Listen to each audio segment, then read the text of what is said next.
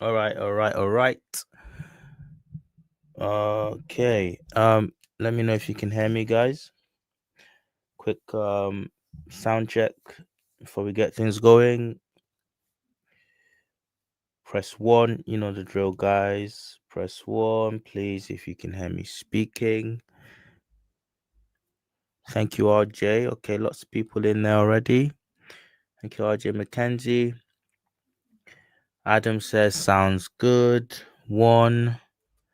Okay, this is good. This is good. All right. So, what is it? What is it? Why are we here? Why are we here? I'm gonna wait and well, I'm not gonna wait. I'm just gonna um get over some housekeeping before we start, and hopefully, whilst I'm doing that, latecomers will come in and join us as well. Don't want to get into the meaty stuff before the crowd comes in, really. So apologies if I sound a bit what's the word, sluggish or lethargic. um um there's something going around the UK. I've noticed this. It seems like every time I'm doing a live, almost every other time I'm doing a live or I schedule a live, I've got some kind of a bug. um so I promise that's just me not getting enough vitamin D in the cold here in the United Kingdom. It's nothing. I not got HIV or anything. I got some immuno deficient thing, or at least not to my not to my knowledge anyway. So touch wood, guys. Touch wood. So yeah, yeah. Best of my knowledge, I not got AIDS. But I just yeah, just it's just been something going around right now. Lots of people are catching something. It's that time of the year, isn't it? Um so I wanted to let you guys know before we start this isn't going to be a live where we kind of talk about anything other than the greatness of this individual we come to celebrate. Um, this man, Mr. Imhotep, I only wish I'd met him. Um, he massively impacted a lot of us. A lot of us were impacted by Mr. Imhotep. Our view of history, and he just shook a lot of us awake. He woke us up. And you can tell by how far reaching his videos were. Like his videos, he's got millions and millions of views, and he got a lot of people thinking, even people that wouldn't ordinarily have thought they would change their minds on uh topics of historiography and things that we deal with on the Trill Black channel and other channels like like mine. Um, and it's like I didn't want to I didn't want to make this about anyone else. And why I say that is because it's very easy watching his stuff back, because he did a lot of reactions to trolls. One in particular. Um one in particular. And I think we all know who I'm talking about. Certainly the s- I mean, I shouldn't say we all know, because I shouldn't say we all know, because someone was asking me the other day. Someone was asking in the chat. I think if my memory serves me right, there was a guy that was saying, "Who's such and such?" And I was shocked. I was like, this name's familiar. How come they're asking about this guy? So it's a good thing that certain people don't even know who this man is, because he's not worth knowing. Press one in the chat if you know what I'm talking about. But Mr. Imhotep did a lot of reactions to him back and forth. A beef that started with another legend. Um, and Mr. Imhotep took it on himself to kind of defend that legend. Um, so I deliberately not chosen any videos um in which he was attacking said individual, or not even attacking but defending, standing 10 toes down, defending the truth of Black Kemet. So I've not chosen any of those videos. I want us to do just to look back at some of his work, and along the way buttress some of the points he made, or check him and say honorably, sorry, respectfully, or what's the word, humbly even, say, the brother was human and he got that wrong, and actually it was actually the black influence was even bigger than that. That's the kind of checking I'm talking about. Because sometimes Mr. Imhotep, people have Mr. Imhotep down as if like he was some Hotep conspiracy theorist. This guy didn't go far enough. I was watching some of his stuff back. The brother didn't go far enough.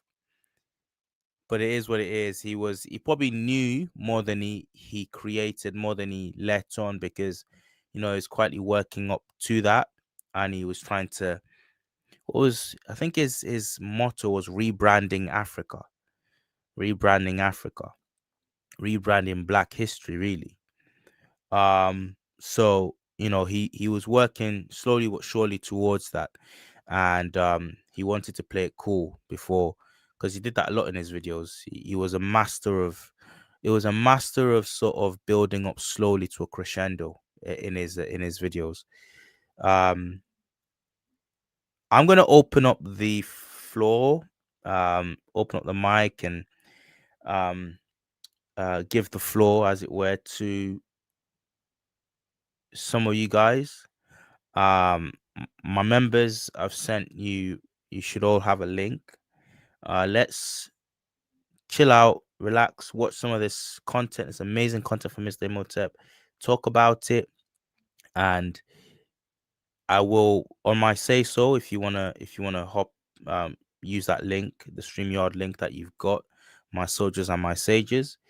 If you want to use that to get in, then when I say so, you can start doing that. There's also some other people who have that privilege as well.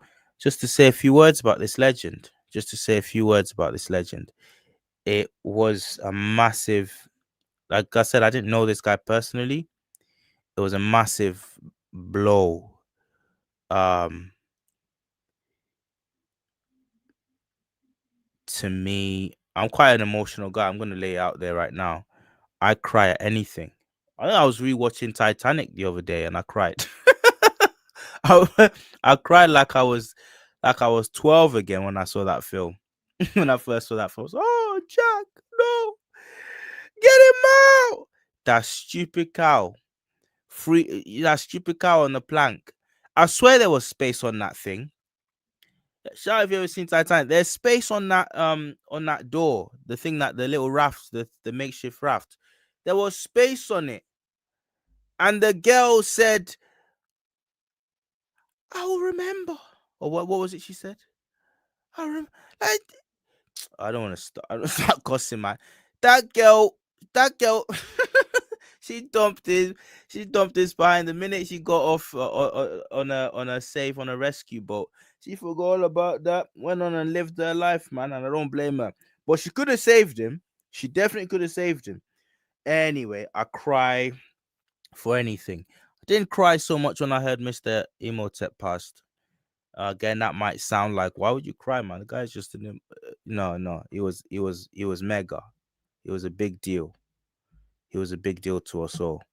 So it is what it is. I can see some people already popping up, getting in the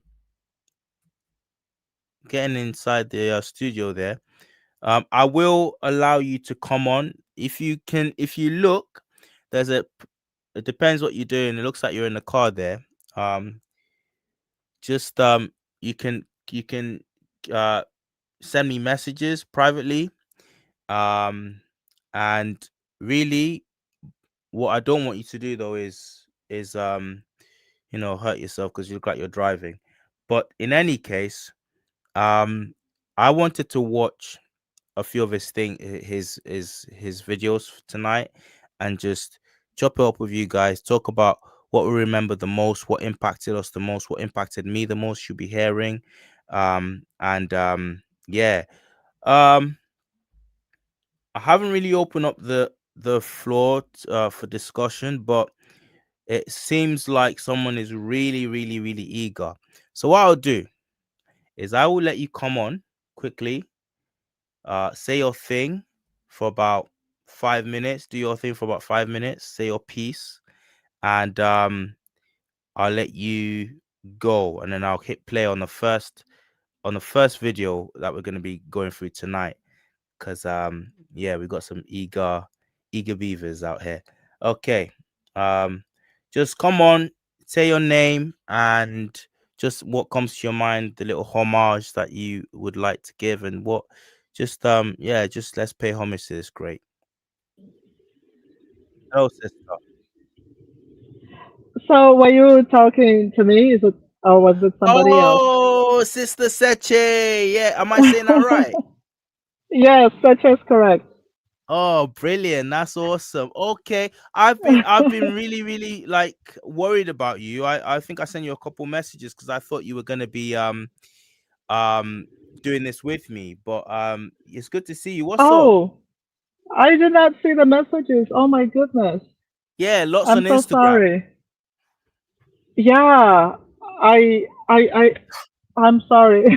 That's okay. No, no, I no, no, don't no, know. no apologizing. I was just wondering. I'm just glad you're okay. I'm just glad you're okay. So, guys, if you don't know what's going on right now, Sister Seche, I don't know how long she's been watching True Black videos, but she got in touch with me on Instagram, and yeah, we made friends on Instagram, and she's been trying for the longest to kind of get something together, something more formal, kind of a formal remembrance on just different platforms for Mr. Imhotep. That's how big a deal this guy was to us. So yeah, this is our sister Mhm. Seche, guys. So yeah, man, introduce yourself Hi. to the people, and yeah, tell them what's up. Absolutely. Thank you. Thank you so much. So I am Sacha. I live in San Diego, California, and I'm originally from Wakanda. I'm originally from Cameroon. So I've been strongly impacted by Mr. Imhotep as well as Through Black and many of the other people producing this kind of content. So the people in this community who are taking their time to create this content for us are very important to me. They've changed the way I see myself, changed the way I see my community, my history, um, and my profession. So I'm an engineer, but for the last over the last decade plus, I've been doing diversity, equity, inclusion, and employee engagement and culture work. And this work that these content creators do has transformed the way I do the EI work because I realized most of the work we were doing was working on the symptoms. And the work Mm, that these creators do is actually helping us work on the root cause, because a lot of the root cause comes from this erased histories, right? The erased histories is why people can see us today as black and think we have to prove our qualifications and, prove our humanity in some cases. So this work is very important to me, and Mr. Imhotep being the one who really introduced me to this work, holds a particular special place. Um, so I really want us to do something for him, and we've been working on that with his family. So stay tuned. More will come on that. It'll probably be in February because it's Black History Month and it's also his birthday. His birthday is right in the middle of February. wow. Um, so we'll probably be doing something then. By the way, we need a couple more helping hands. If anyone wants to volunteer, please reach out to me. I am on all social media. I am Seche Music. I'm at Seche Music. So you can find me on Facebook or That's at Instagram, Seche TikTok. Music on Instagram as well, is it? Yes, at Seche Music on Instagram as well. Okay. Yes. So we'll be doing a very official commemoration of our brother and this work in general, and also like how to stay connected in community. This, I think these content creators, are sacrificing a lot to help us become more enlightened of our own history and heritage and so on. So Yeah, one of the things we'll also be talking about is how to stay connected both amongst ourselves and as support to these content creators, in addition to through the traditional ways of support, like membership and Patreon and so on. Mm, mm, mm. That reminds me, True Black, I'm still waiting for your Patreon. Oh, thank you so much, sis. I've not got around to that. I feel like I feel guilty. I've got a bit of imposter syndrome with that because I don't want to set up a patron and with patron patron comes with, I mean, the tradition with patron is that you offer a quid pro quo, you know, you give something back for patron. And I know some people do it without offering anything. They just say, you know, if you want to support me and that, but I feel like I have to offer something back, and I don't know that I've got between. You are already offering something. Oh, thank you, sis. But yeah, I don't I'll think let. anybody goes into Patreon with like, oh, I gotta get this. I think that's just formality. Yeah, yeah, I think thanks, we man. go in because we want to support, whether we end up getting the thing or not. Like it's just, I think those tiers are just for, and getting this or that is just for formality. Trust me, there's a lot of people on the internet getting Patreon who are harming society, Yeah, who are yeah, I heard contributing that. way less. Some even harming society, but they're being supported. So give us a chance. Yeah, I heard that. I heard that definitely. Um, I will think about it. I will think about it Okay, and get that up because the YouTube, someone's made a good point in the chat and said, you know, do you get more money back? And you do with Patreon, because YouTube does what it does. YouTube takes about, yeah, YouTube takes a massive cut in super chats and things like that. So, but that's all right. mm, That's all right. This is a labor of love. This is a labor of love anyway. But so I'm not that bothered right now anyway.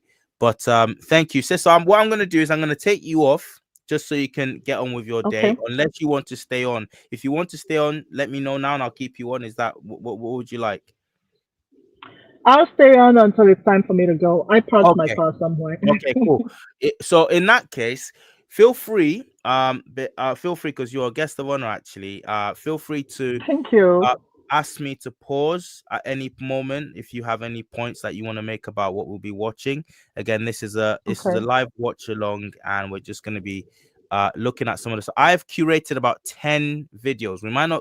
We will not Okay. get through all of them word for word because they're heavy duty. So, and some of them are about Mm, 20 minutes long. So what I'll do is we might have to skip some, but what I've tried to do is give um 10 videos over the last 2 3 years. I think I knew about Mr. Imhotep from the very beginning. He came across my YouTube feed from the very beginning. I was watching his stuff from day one, but he really got better, and his quality got much better with time. One of the things I had mhm, against him was the use of AI. I still believe that we need to be, I'm still anti AI, but one thing I rate Mr. Imhotep for was that you could see that the AI was just in the voice. You know, he didn't want to. He was a private person, and he didn't want to come out and whatever. But you could see that in the actual work that was coming through.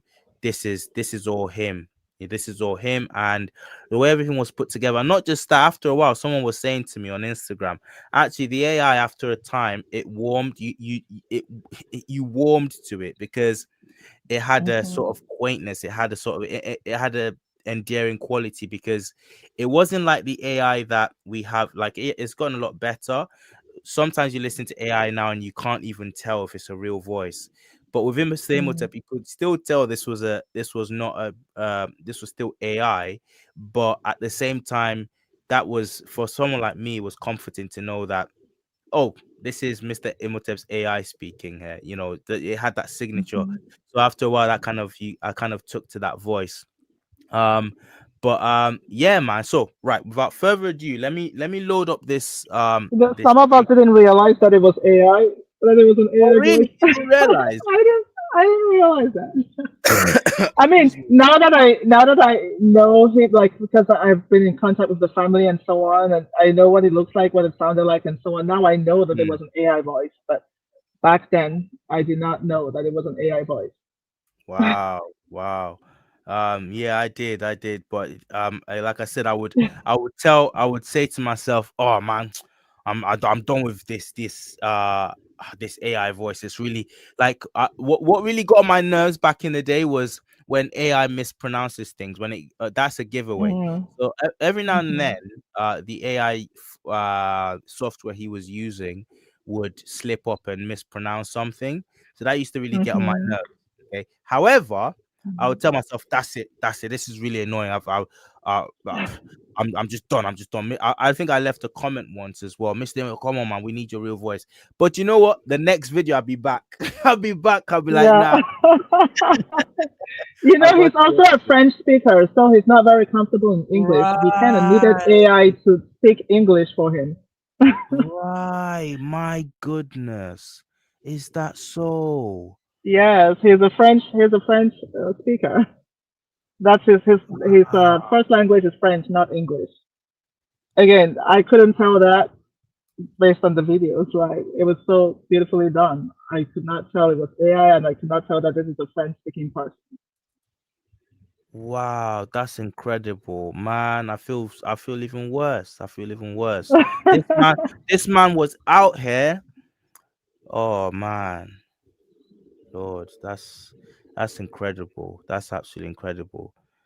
Guys, this is what's meant when people say, um, what's the proverb now? What's the proverb that I'm thinking of? It's not don't judge a book by its cover. It's more walk a mile in someone else's shoe. You know, walk Hmm. wear someone else's shoe for a bit. Because I made all kinds of assumption. I just thought, oh, it's just part of this lazy trend that everyone's using AI. And wow, I did not know that. That's incredible. So Mr. Yeah, you know, Imhotep, he was using before AI actually became a thing. yeah, Um, yeah, at of least course. for us, the regular population, you know, AI didn't become a thing for us until like maybe 2 3 years ago that we heard there's something Mhm. like AI, and he's been Mhm. using this from the beginning. I think it was a necessity, and Wow, he man. found the tool he needed to find in order to do the work he wanted to do. Yeah, yeah. Wow, wow. And he used that to bridge the language barrier. That's Yeah. incredible. I'm gonna play you this, guys. This is the first video. Um, By the way, please, before you play that, can I just drop my email so that if anyone wanted to help with the yes, planning, please they could do, reach please out. do, please do. So my email is buildingbridges at com. So buildingbridges at my first name SETCHE.com. If you want to reach Building out to me to bridges help out with, yes. at Seche, that's Hmm. setche.com. Okay. Yes. If anyone wants to reach out to help out with the memorial.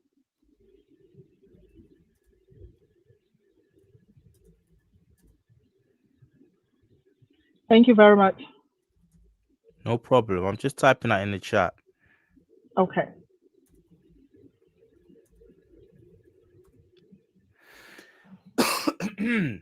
Excuse me. Right, guys.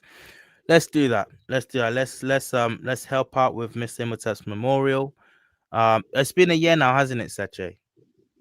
Yes, it was a year on September 29. September 29. Right. September. So Hmm. just That's over when a he year. passed. Just over a year. So Hmm. this is long overdue.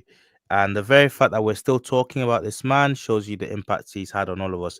And some people Hmm. are saying, I think I saw someone say that they didn't even know. I don't know, maybe I got that confused, but some people are still asking, is he has he passed on? Yeah, he has. He has. Unfortunately. He has, bro. So that's why we're here. Yeah. Just remembering the best that he left us with. Okay. And to start off, I'm going to present this video. This video is called The Crown That Proves Ancient Egypt Was Black. When I first saw this, I can't remember. So, how old is this video now? Maybe about 2 years. When I first saw this, I thought, what? I thought, what? I think it's an Eddie Murphy thumbnail.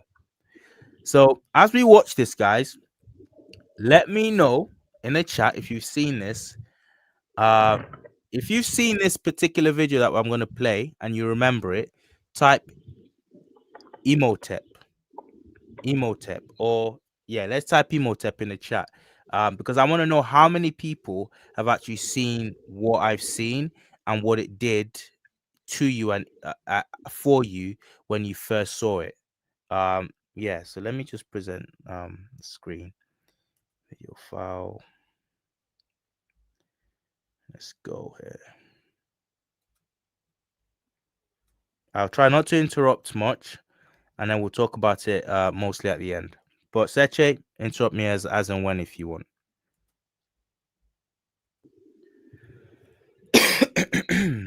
Pharaoh's crown. Have you ever noticed these small circles on pharaoh's crowns? Do you want to know what it is? The answer is quite surprising, and you will discover it at the end of this video. I have always been intrigued by ancient Egyptians' crowns. Their shapes and designs are so unique. They look nothing like what today we consider a crown, yet they can be classified among the first crowns in human history. Did you know that the ancient Egyptian pharaohs used a number of different crowns? Some were used to show authority, while others were used for religious ceremonies. Each crown was worn by different pharaohs or deities, and each crown had its own significance and symbolic meaning. The crowns included the Atef, the Dishret, the Hedjet, the Kepresh, the Skent, and the Nemes. Each one is fascinating and mysterious as the next. Besides, did you know that none of them has ever been found? No crowns of the pharaohs have been found by archaeologists.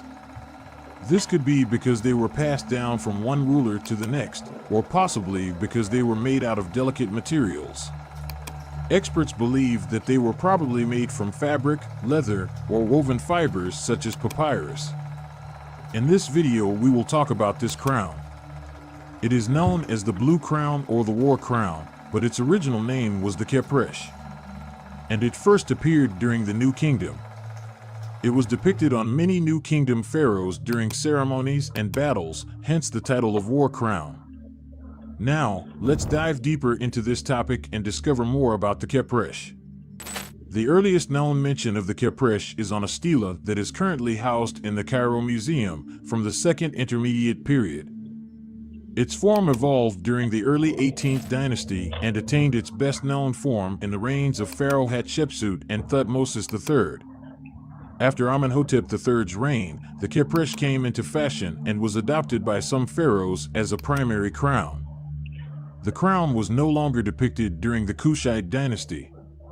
Some Egyptologists have speculated that the Kepresh was made of leather or stiffened cloth, while others believe that it was woven of plant fiber.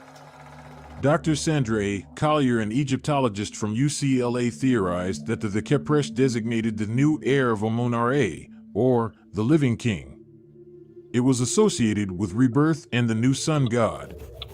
Other scholars suggest that the crown was worn to religiously situate kings as manifestations of gods on earth. This is why the Kepresh is often associated with the divine power of the pharaoh. As you can see, it was sometimes decorated with a precise arrangement of hundreds of sequins, discs, bosses, rings, or as I called it, small circles. So, what do these circles represent? They look a bit strange, but this type of design was actually very common in the ancient world. We can see the same thing appearing on numerous designs from ancient Egypt, but also in Nubia or among the Kushite rulers. But something quite intriguing happens when one looks at all these designs. They are all related. They all indicate hair. In other words, these small circles were used to simulate hair.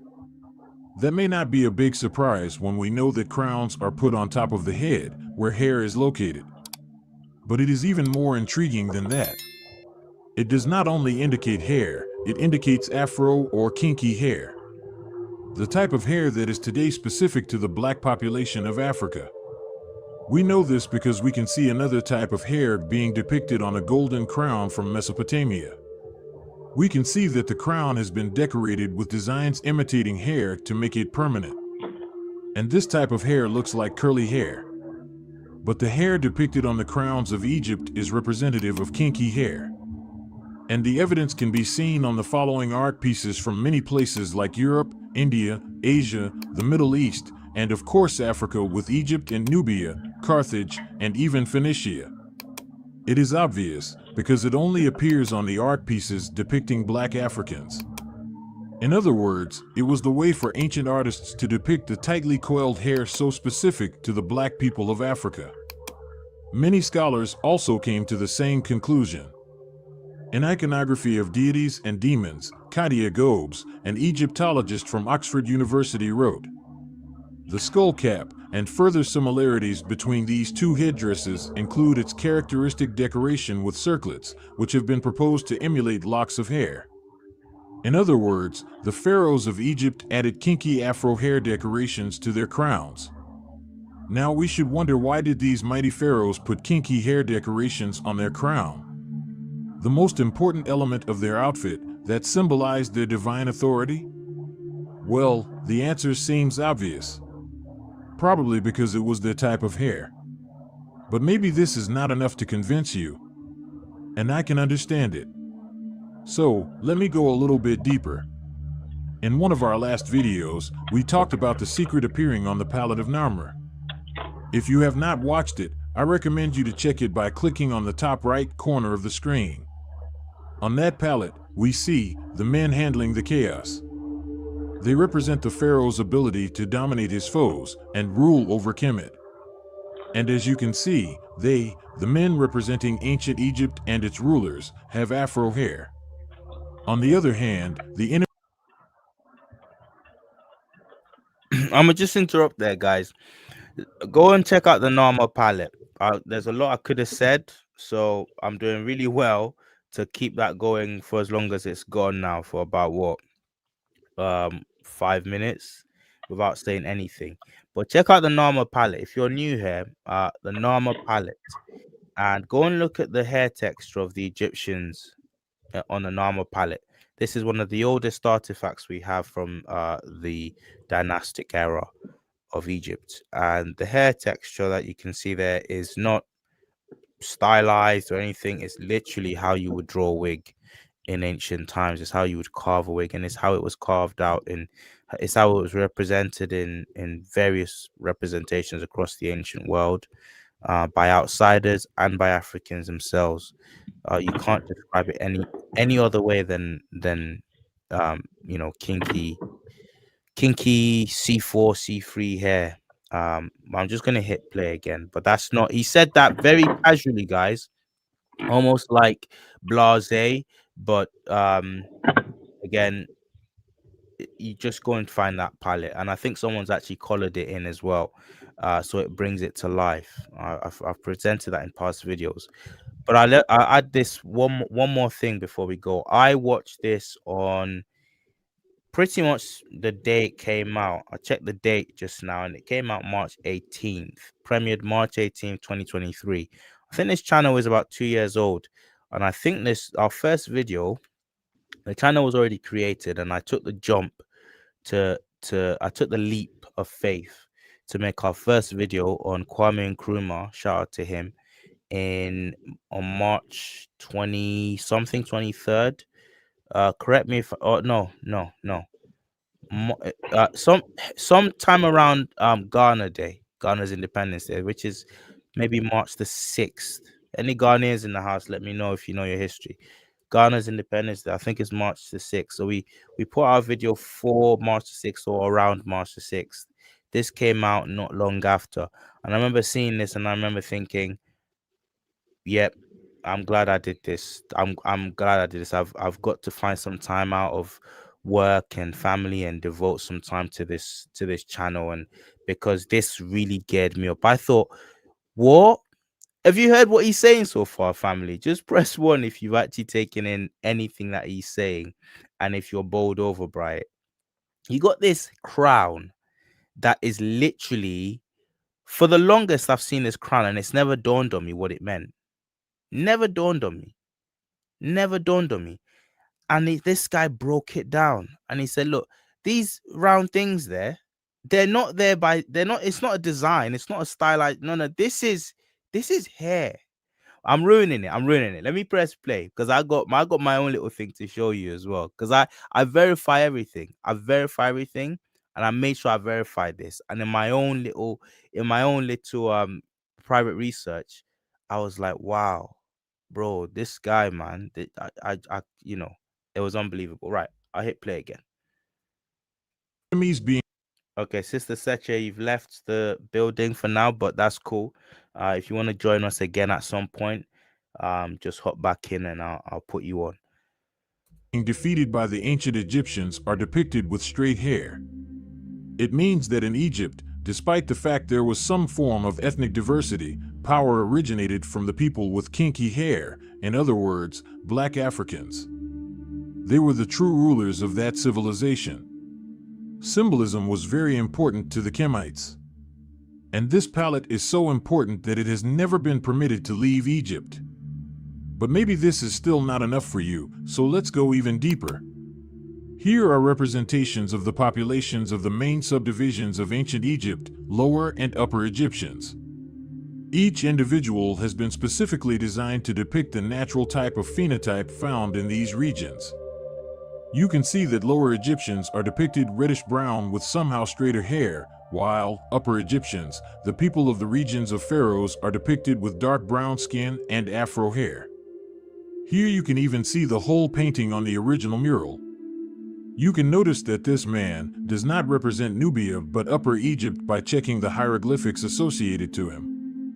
Nubians are depicted here. You can see that they share the same phenotype.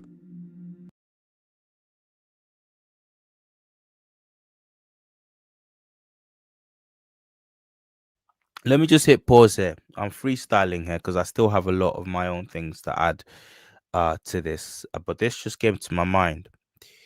Look at the image that you're seeing right here, okay? And as Mr. Imhotep has put it, you got the Upper Nubian on the far right. You got the the Upper Egyptian on the far right. Upper Egypt, that's up the Nile. When you're going up the Nile, you're going south, okay? Into the Blue Nile, into the mountains of Ethiopia, into past that, I think all the way to Greater Lakes region. Correct me if I'm wrong. You're going south. Lower Egypt is north, where the Nile pours out into the Mediterranean, far, far north. Okay. So you got Upper Egyptian and you got the Nubian. Look at the Nubian.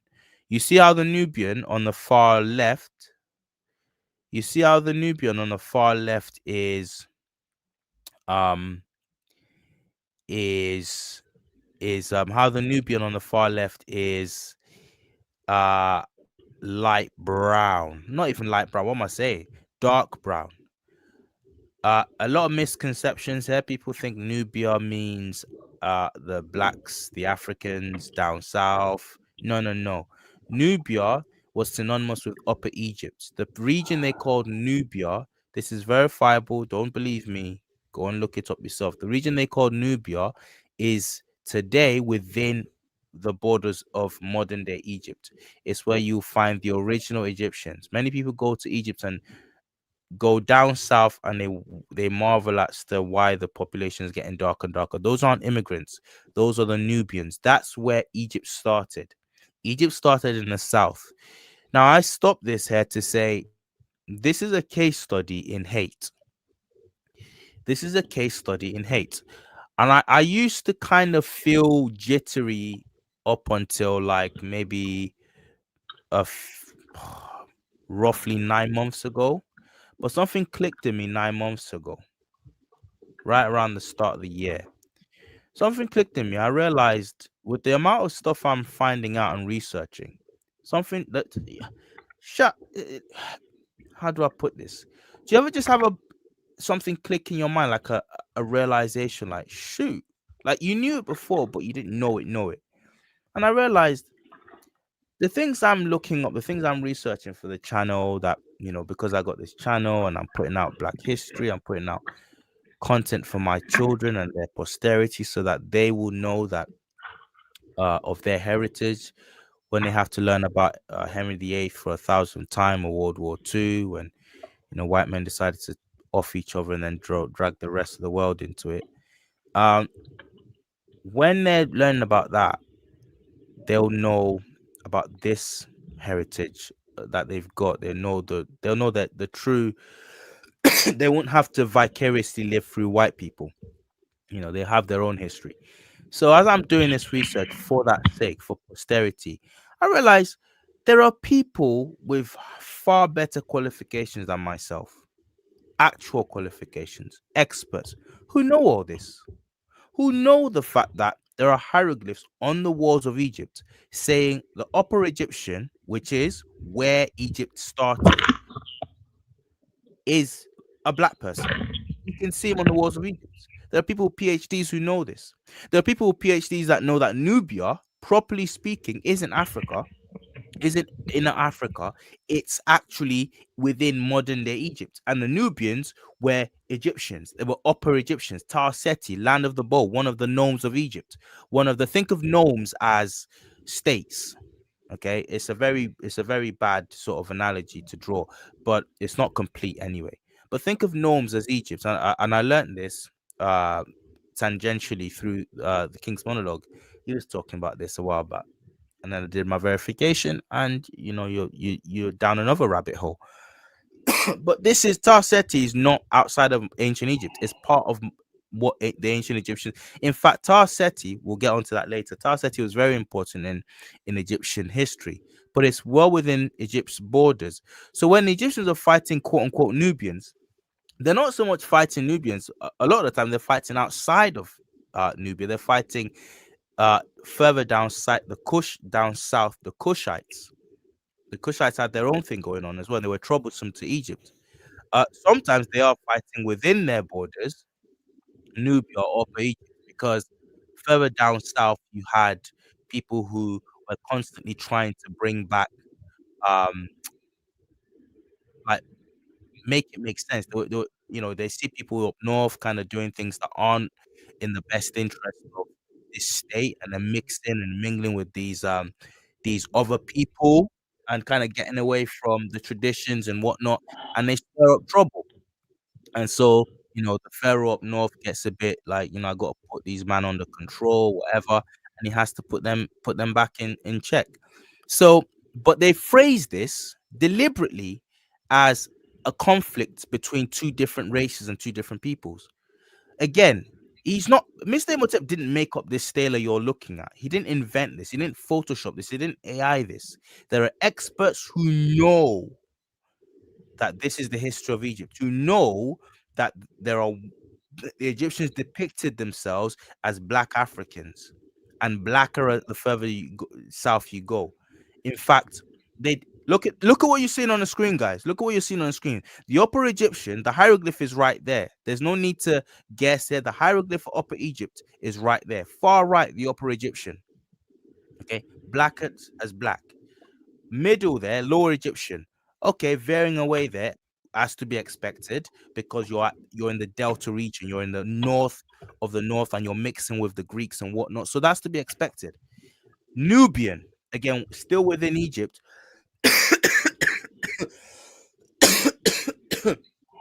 On the borders there with Kush, okay, but still within Egypt. He's not even as dark as the Upper Egyptian.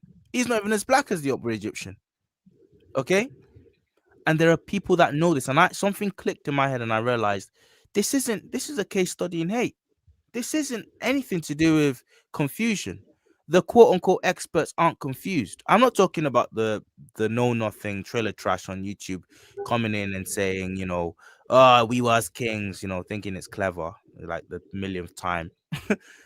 Yes, we was kings, we are, still are. But I'm not talking about those kind. I'm talking about experts, PhDs. Yes, I see that. Lucy, I see that. Even all of them have been tampered with.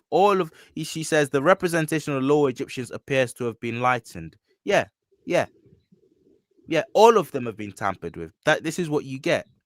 Okay, so you've got people who know this, experts who know this, and yet when they're asked the question, or when they have the floor, and when they're facing the public, they act bemused.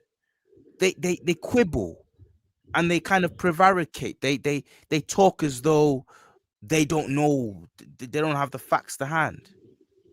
When the Cleopatra thing came out, experts upon experts could have come out and say, look, we might not know about Cleopatra, but the ancient Egyptians were black. Egypt is it is black history. It's where black history started. Experts could have come out all day long and said that. Piers Morgan could have had. Piers Morgan might not be an expert himself, but he has access to experts. Instead, he brings on this nationalist evil man, comes on, and this newcomer comes on to who we don't even know where he's from, whose parents were probably Ottoman Turks coming in and graping and you know macheting the natives of that land, of that great land, and he's on there. I can't remember his name now. Beshe. I don't know whatever his name is. Talking all kinds of trash, saying what he's defending his Egyptian heritage. This is the truth. This here is the truth, and they will pretend like they don't know about it. They'll pretend like, oh well, there was a mixture.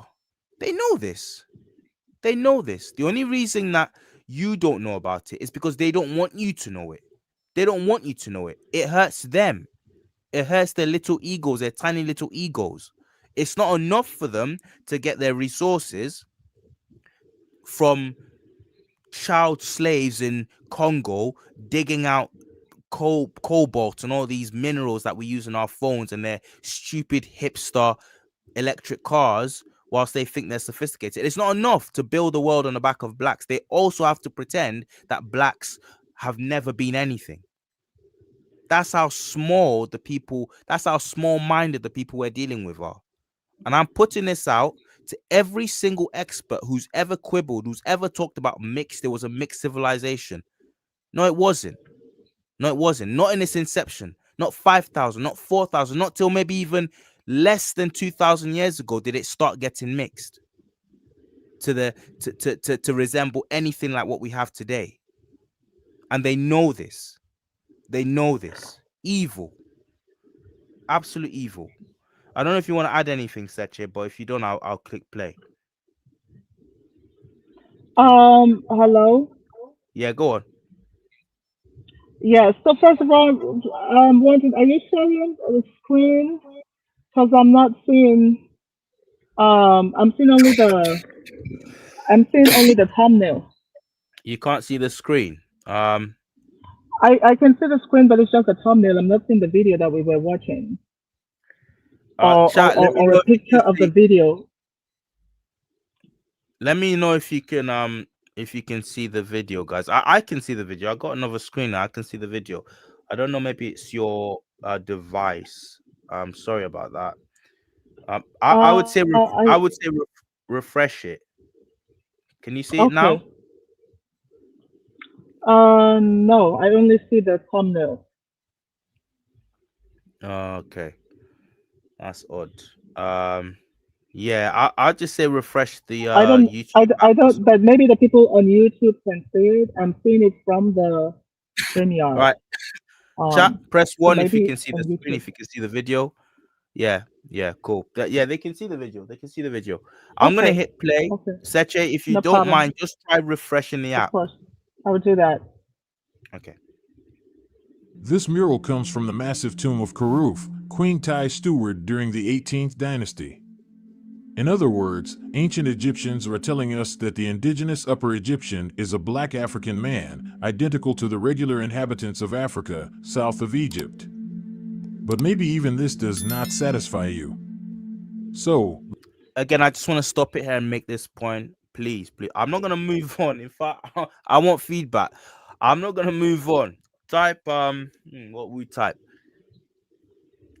Big man ting. Type big man things. No. Forget things. Just put big man in the chat. If you get this point, I'm gonna say it again. You have Gods of Egypt is a big multi-million dollar production. Okay, multi-million dollar production, and you have all of that money. Part of that money will be research. Okay, research, right? And you have gods and monsters. Okay, gods in Egypt is meant to be fantasy. Gods and monsters. $1 million devoted to production, research will be in there. And what do we see? Instead, what you see actually are when you see black people on screen in Gods of Gods and Monsters, the Christian Bale thing. Now, shout out to Christian Bale's one of my favorite actors. I'm sure he has no part in it. He's just an actor. He just takes a paycheck and he goes. He does his job. Okay. Thank you, Zoltar. Thank you, all of those. Okay, who are typing. Listen, when you have that kind of money, how can it skip your notice? How can any of this skip your notice? To the point where, okay, right, let's put black people. We got to have representation. It's 2020, whenever 2017, whenever that movie came. It's the 2020s, guys. Let's do it. Let's have representation. Right, black folk. What are we gonna do with black folk? Slaves, soldiers. What? I know. What? They know this. This is why I call this a case study in hate. This has gone beyond we don't know anymore. This has gone beyond, oh well, let's just no. There's something really wrong. And when they decide to show us black folk, do you think it's a mistake that they decide to use Cleopatra? No, that was feeding the trolls. That was designed to stir up the hatred and the animosity that it did. I don't care. I Miss me about agree. Jada. Miss me with Jada Pinkett. Jada Pinkett doesn't know anything. She's I don't know. I don't know no Jada Pinkett. Jada Pinkett, as far as I concerned, she's part of Boule. She's got Will in some bottle somewhere with her voodoo. She's got Will's she got Will's she got Will's she got Will's manhood in a handbag somewhere. You know that she missed me with her. Missed me with her. So don't talk to me about Jada Pinkett produced that or anything like that. Nah, Jada Pinkett is disgraceful to me. That does not mean anything. The woman knows nothing about it. As far as I'm concerned, she's part of the conspiracy. She's part of the conspiracy. So, it's really, really frustrating. I'm gonna hit play again. Sorry, guys, I keep interrupting it. Seche, have you sorted the screen out? Yes, Okay, cool. yes, I Let's did. go even deeper. Now, I want you to listen to Zahi Hawass, the face of Egyptology himself, talking about Upper Egyptians. And also the people from the eastern Syria Palestine, their faces light, like the people in the Delta. The people in Upper Egypt, they are dark, African. And the African languages also has origin of the hieroglyphic grammar. As you can see, Zahi Hawass admits that Upper Egyptians are still perceived as the black population of Egypt despite the mix that occurred with invasions.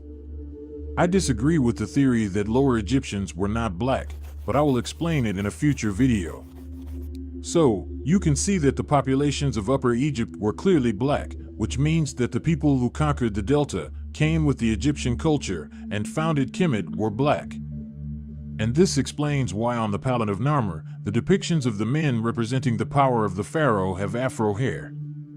And this leads us back to the topic of this video, which is the rings on the Kepresh. It becomes clear that these rings represent kinky hair and symbolize the ethnicity of the founders and rulers of Kemet. So, yes, ancient Egypt was clearly a black African civilization. But, once again, maybe some of you are still skeptical about my conclusions. So, let's go even deeper to conclude this video. Here is a traditional hairstyle from Central East African tribes and that survived colonization. It's called the Amasunzu hairstyle. It's obvious that its shape is identical to the Kepresh. So, was the Kepresh inspired by a traditional African hairstyle? Maybe. But now it's clear that it was inspired by black Africans' hair and hairstyles. Do you agree with me? Thank you for watching to the end of this video, and I hope that you learned something new today. If you want to learn more about this topic, I encourage you to watch my other videos about African history. Don't forget to like, subscribe, and share the message. Thanks for watching Mr. Imhotep's channel, and see you soon.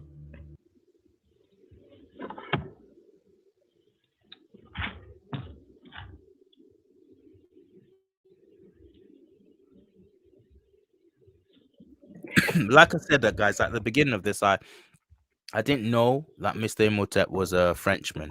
Thanks to Seche, who's joined us right now.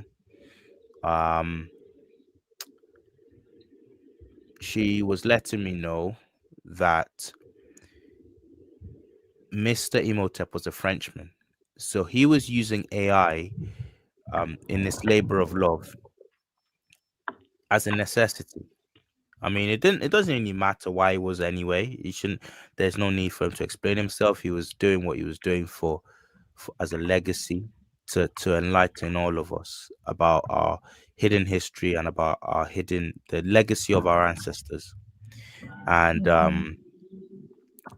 but this is why he opted for the automated voice that he used. Not that it took anything away really from his content, but I just wanted to state that just to add a bit more picture, a bit more color to what we're listening to and what we're seeing. You got a Frenchman here who has a burden, and he didn't let the language barrier, because he knows how it is. He knows that most of the world is an English thing. You know, you have to reach the most people. You've got to make this stuff in English, and that's what he did.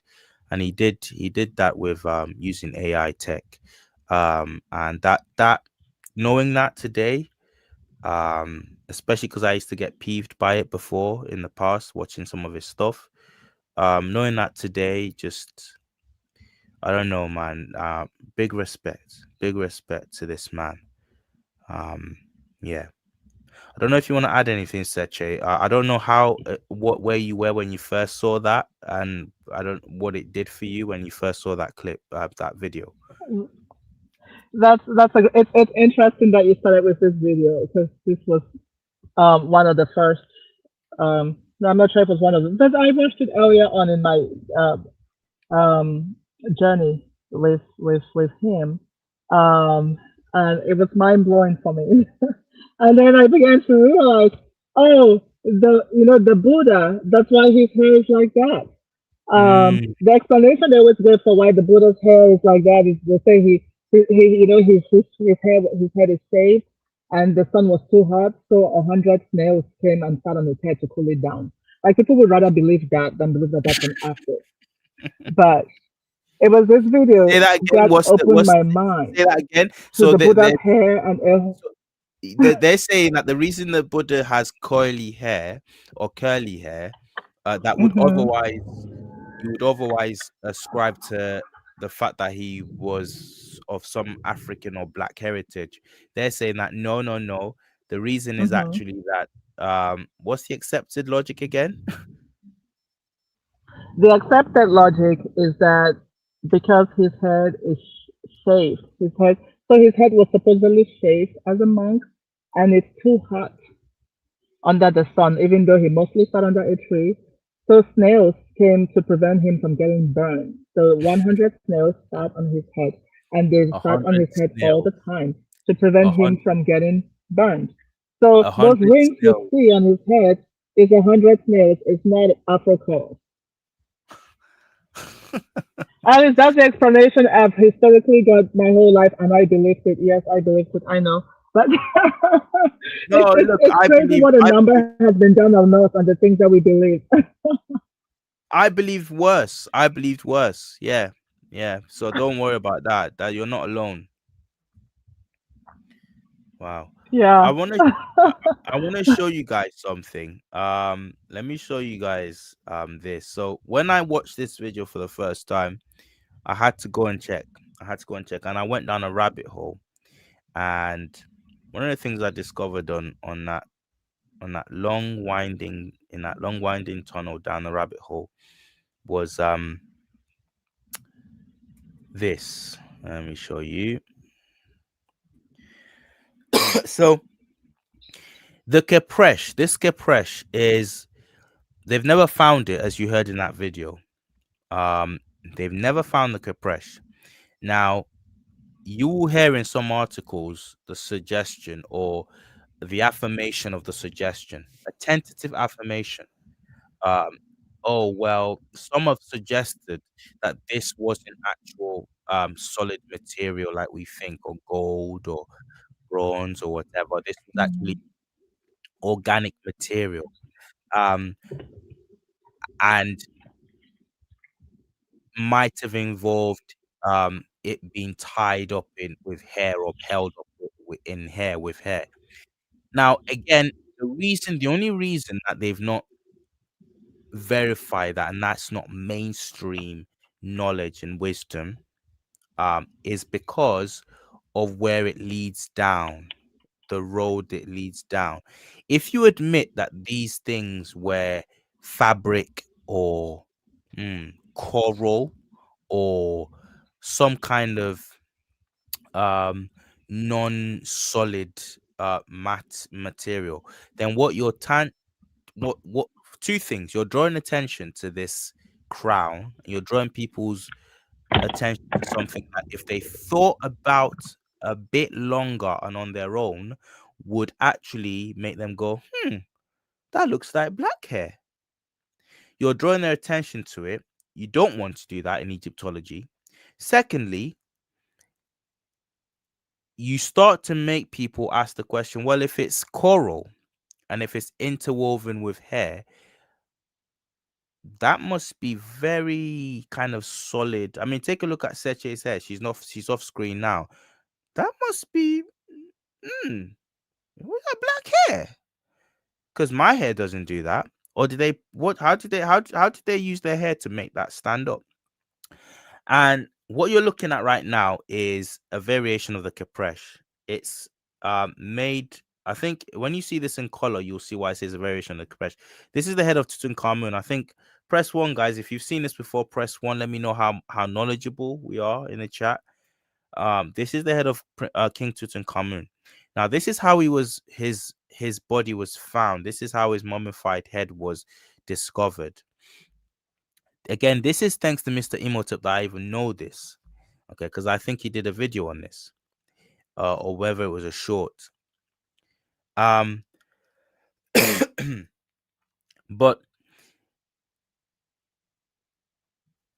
this isn't there anymore. This crown, when you go, if the mummy of King Tut is ever on display, you can't actually see this anymore. It's been taken away. Nobody knows. It's been taken away without explanation. Inexplicable. Nobody knows where it's gone. It's just gone.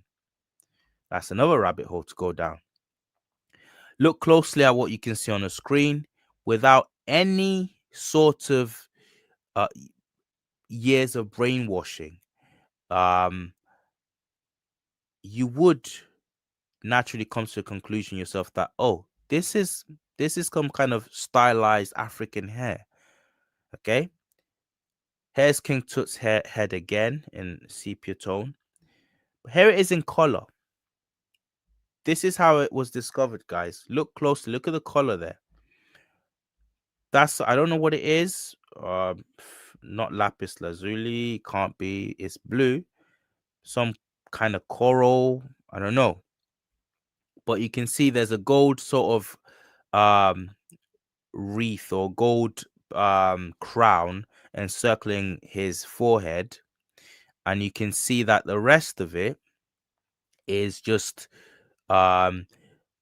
loose fitting material, and it's, in my mind, no doubt that that's supposed to be held up more buoyant, made more buoyant by hair. How do I know this? I'll keep going and I'll show you. And again, this is the thread that Mr. Imhotep would send you down. Okay, this is the kind of stuff that his work did. This is the head of Tut now when you as presented to the public. Let me zoom in so you can see that the crown's gone. The crown is gone. It's nowhere there, but you can see where it's missing. You can see where it's missing there. Okay, there it is. You can see where it's missing. It's still got the imprint, I believe. Excuse me.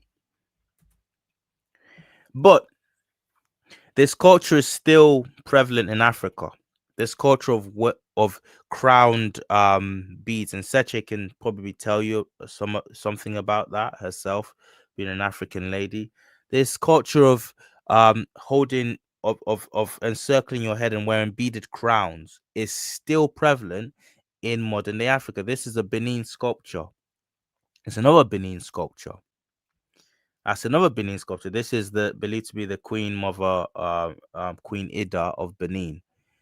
Now you might come across this 1,000 years from now, and with under the same trajectory that we seem to be going, where um uh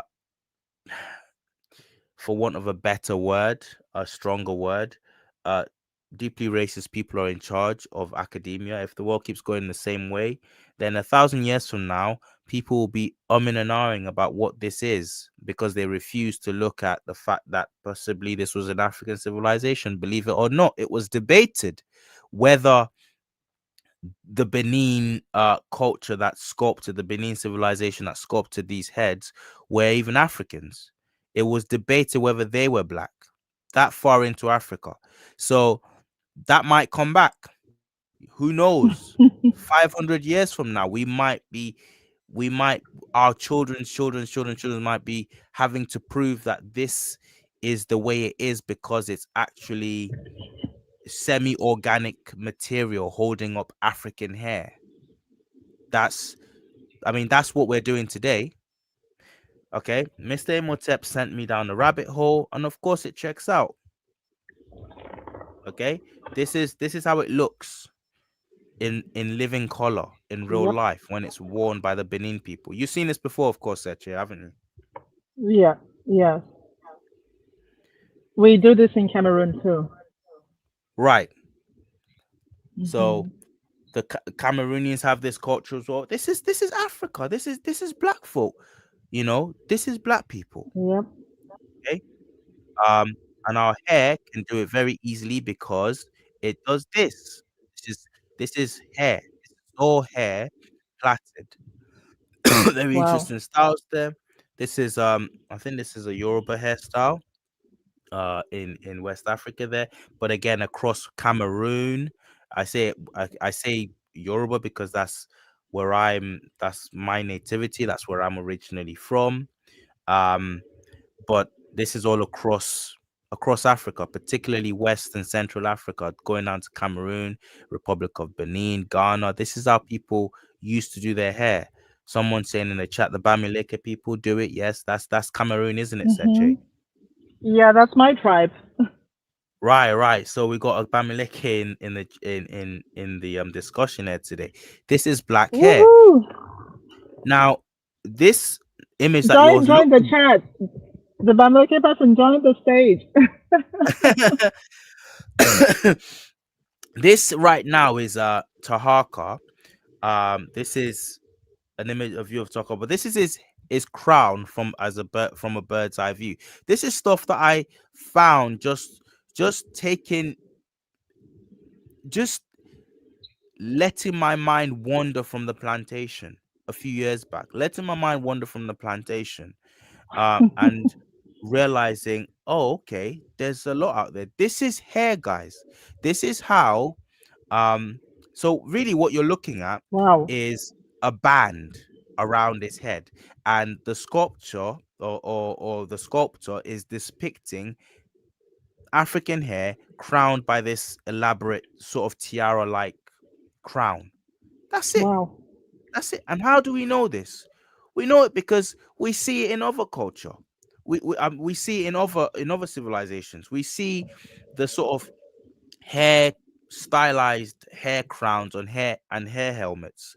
So in this case, you don't actually have hair because you'd need some kind of modern day gel to make European hair stand up in this way. Okay, but what the sculptor here has done, uh, uh the metalsmith has done here in making this crown is they've they've carved the hair that doesn't typically do this. Okay, European Caucasian hair isn't buoyant like this.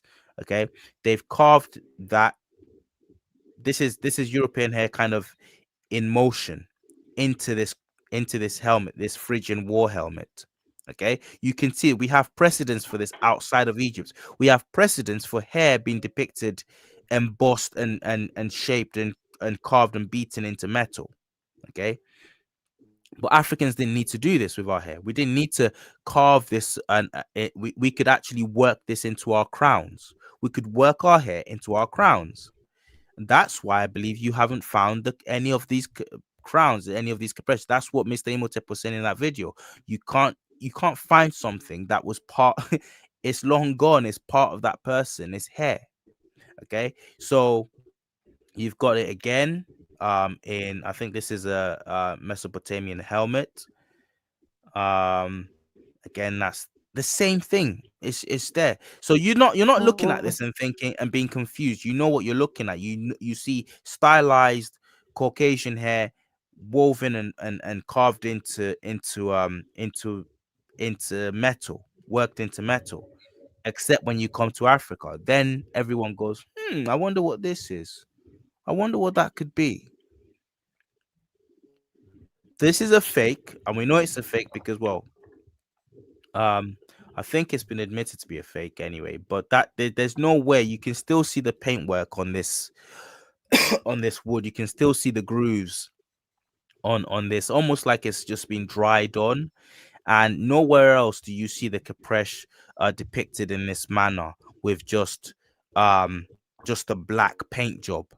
You always see the circlets of denoting African hair. You always see the circlets denoting tight curling C4, C3 African hair. Okay. We have the precedents in coinage, just African hair kind of abbreviated, reduced to just these tiny little curling balls. We have this all over the Mediterranean depictions of Africans in their midst, or black people in their midst. Mr. Imhotep talked about the stele of Senaib. Okay, now someone made a comment not long ago on one of my videos and said that um, not it wasn't a video actually. I think it might be in the last video I did, Nefertiti, and I think it was on that. And someone said it's like keep an eye on the depictions, the tomb walls. Every time they go away and they're re-released, closed off from the public, and they're re-released, everything gets lighter. Everything gets lighter. And I put this might just be the lens being used for the image, but this is the earliest instance of a crown looking like the Capresh. This isn't quite the Capresh. They've said this is the earliest representation of a Capresh, but it's not a Capresh, is it? It's more in keeping with what we saw on King Tut's head. Okay, it looks again like hair being decorated and held kind of being kind of decorated around this crown, this encircling crown around the head. Now, if you look at this is as dark as it gets. Okay, look at the skin tone there and look at the hair. Now, with the hair, you're not really getting circlets. I think you're actually, this is the thing, I think this is being tampered with, because in its original state, I think you'd be able to see more clearly that this is hair. I know that sounds really conspiratorial, but believe you me, if you've seen what I've seen doing this for as long as I've been doing it, you'll know that this it's not far-fetched to believe that. It's not far-fetched to believe that someone's tampered with this because that reveals hair. I might be off there, but even if I'm not, that looks more like hair. Okay. You go back to the image we had earlier and it looks a bit lighter. Again, that might just be the lens. It looks like it's been lightened. It looks like there's a few blotches there that you can see, a few kind of um slapdash kind of scrapes of a shovel. I don't know what they use, but it's documented that they mess around with these steles and these artifacts. Again, look closer and you see, again, you don't really see something as big and as flamboyant as the Kepresh hair.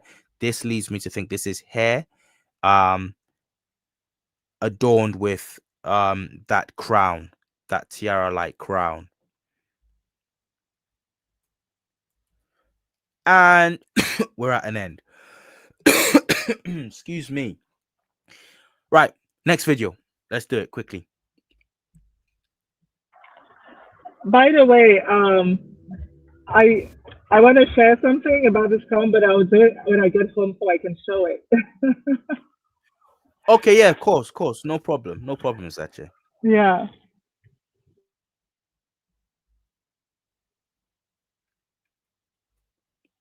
No, I don't want to do that.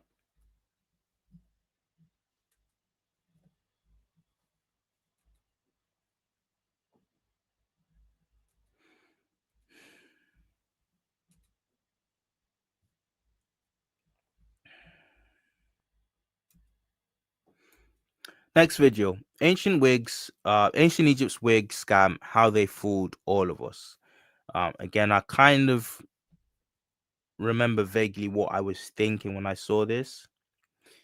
If you're just joining us, we're going through some of the best content that you'll find anywhere on YouTube, and this is Mr. Imhotep. This is all on Mr. Imhotep's channel, and I don't know if anyone's still.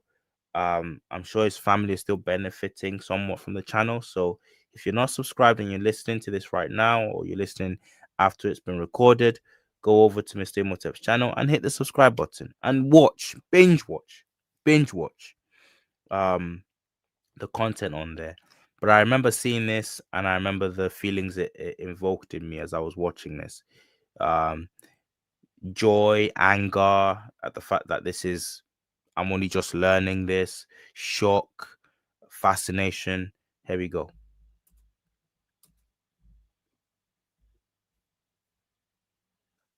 Things that have a main spot in movies about ancient Egypt, there are wigs. We see them everywhere. And to be honest, to me it looks weird sometimes. It looks like putting African people's hair on Europeans. Let's take a look at these examples. It is true that ancient Egyptians used wigs. But that theory is not 100% accurate. Not all Kemites used wigs, and they didn't wear them every day. Isn't it strange that an entire population would exclusively use wigs and never their own hair? Many people employ this theory to undermine the possibility of the African origin of the people of Kemet. Whenever they encounter a Kemite with Afro-like hair, they dismiss it as a wig, a claim that is unfounded. Jeffrey Toss.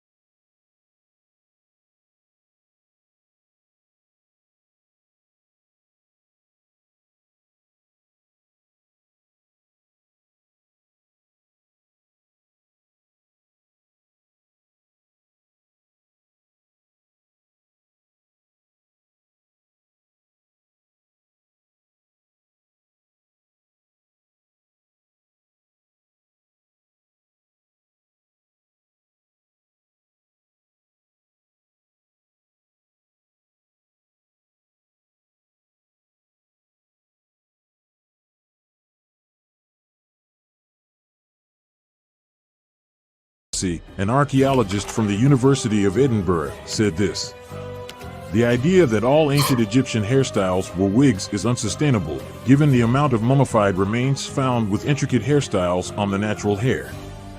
He added the following: "Both false and the person's natural hair were worn in ancient Egypt, neither to the exclusion of the other."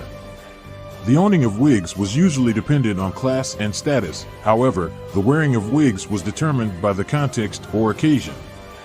So, no, not all ancient Egyptians wore wigs. Only a minor part of the population could afford them. So, most of the time what we see is hair, not wigs. Now, let's look at these wigs used in movies. We can see this type, and many other weird stuff. Now, my question is, are these representations accurate? The guy said many other weird stuff. You gotta love the man. Many other weird stuff. They know this. Look at the image on your screen. Look at them. They look stupid. These people. Shout out to the actors, man. Well done. You did your job. You got your paycheck. Well done. I'm no hate for you. But you know they look stupid. You know. Like I was saying, my mic was off. So sorry about that, guys. But I just have to say it again. That image that it was paused on, that image that it was frozen on, is Lady Keredu Ankh. Okay. And anyone in the chat know who Lady Keredu Ankh is? Let me see how knowledgeable my audience is. Keredu Ankh. Without searching up the name or googling anything. Excuse me. Does anybody in the chat know who Use wigs and never their own hair? Whenever they encounter a Kemite with Afro-like, who that is? Lady Keredu Ankh. Who is she? I'll give it 60 seconds.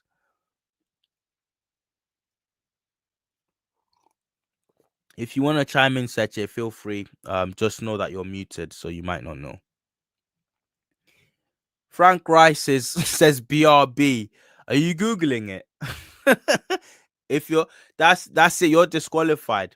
So if you get it, I'm not. Thank you. Tehuti Afar says Imhotep's mom. Yes, it's Imhotep's mom. Again, so you're digging up people that look like this, and you're still saying, I think we need a DNA test. Who who are the ancient Egyptians? We really need to get to the bottom of this. What ethnicity were they? You're digging up people that look like this. Guys, you know what it is. You know what's going on. We all know what's going on. I put RJ McKenzie, your comment deserves to be highlighted. I put that because it's big facts. Even in the diaspora, true black girls do their hair like that. Thank you for correcting me or for reminding me. This isn't just an African thing. This is black people anywhere you go, everywhere you go. This is what we do. This is what our hair does. It's a necessity. We're constantly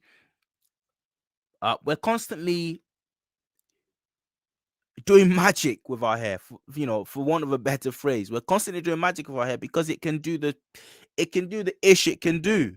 We're doing the styles we're doing with it, because it's buoyant, because it's kinky, because it stands, because it pulls towards the sun. That's what our hair does. Okay, so this is stuff that you would necessarily do or have to do or find yourself doing. It's not necessarily the case that black culture in America knows about African culture, hair in across the ocean in Africa, or Jamaicans. No, you would have to do this with your kinky black hair just by necessity. This is what you would do with it because that's what your hair does. And again, they're digging up these statues and they're still acting perplexed. That's hate. That's not. Shout out to whoever coined it. Really did a great job. Microaggression. Microaggressions are like a Karen's best friend. It's a microaggression to be digging these things up and pretending like you don't know what you're looking at and saying, well, they wore wigs. That's a microaggression. Everybody, come on now. Everybody, nobody wore their proper hair. You know what that narrative is about. That narrative is about hiding. It's about suppressing the truth. Because they're damn well nowhere near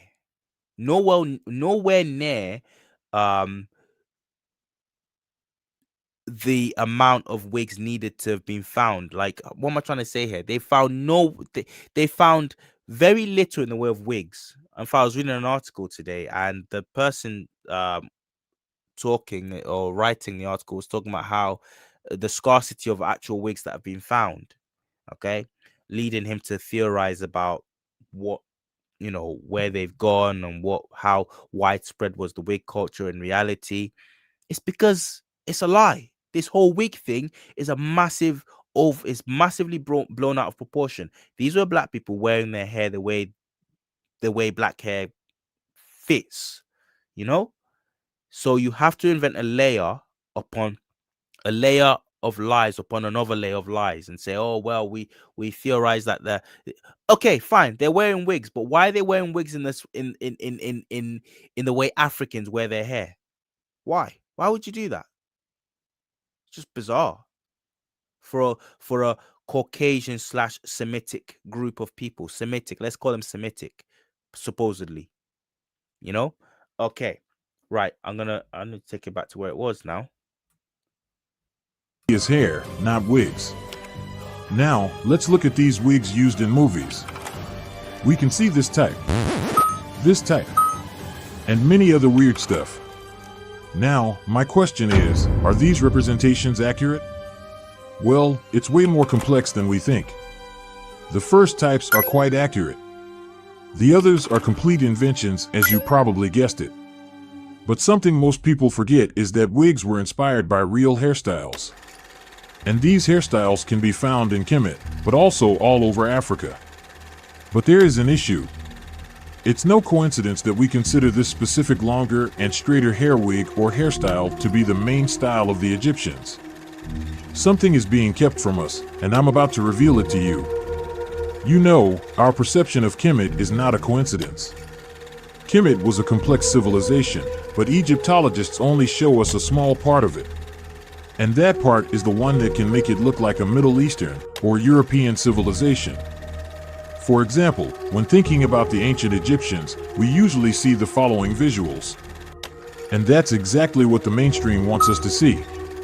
We feel like all Egyptians look like this with longer and straighter hair, right? I just gotta say, I'm sorry, I feel like Kanye tonight. I feel like Kanye stepping in, taking the award from Taylor Swift. I just gotta say sorry. This image, here, great video, Mr. Imhotep. This image here, I don't think he mentions it here, but this image is fake. It's a reproduction and it's fake. Just in case, just for anyone who's watching, this is supposedly the Table of Nations, and it's supposedly depicting, separate races and whatnot, and their separate types. It's a fake. Just take my word for it. Check out my channel. I've done stuff on this. So, this is an Egyptian and this is a black person or a Nubian, right? But that's a lie. This is an Egyptian and so is this, as well as this. And the worst part in this debate is that the last two have even more legitimacy over Kemet than the first one. And that's because they are representative of the population of Upper Kemet, the land of the pharaohs, who had less contact with Asia or Europe. In Kemet, the role of hair and hairstyles in establishing a national identity was done through assimilating traditional Nile Valley hairstyles, such as the short round curly styles, with the longer straighter delta hairstyles. The mainstream decided to select the delta hairstyles and made it the standard style of all Kemites. The delta people had regular contacts with foreign groups, which led to some similarities in terms of hairstyles. But why did they do that? Well, the answer is simple. Because the traditional hairstyle of Upper Egypt, the land of the pharaohs, is the classic Afro hairstyle. This is why numerous pharaohs donned Afro wigs, directly influenced by their Afro heritage, a signature hairstyle of black Africans worldwide. These images clearly show that during the early dynasties in Kemet, the vast majority of the people embraced Afro hairstyles.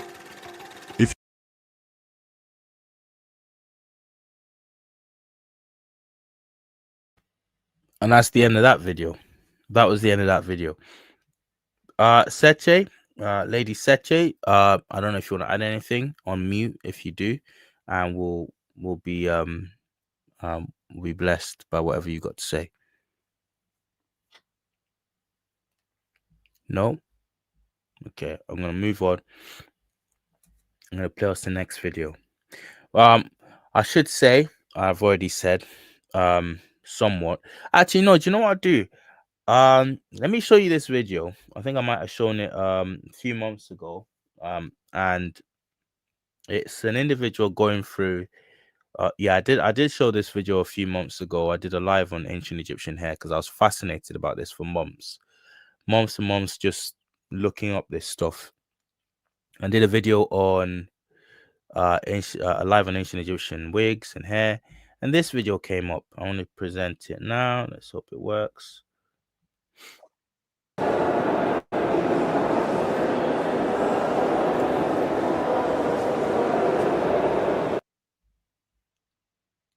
So these are supposedly the wigs that they have found. Okay, again, these are the only ones I ever see. Well, they're few and far between. These are one of the few that I've seen myself.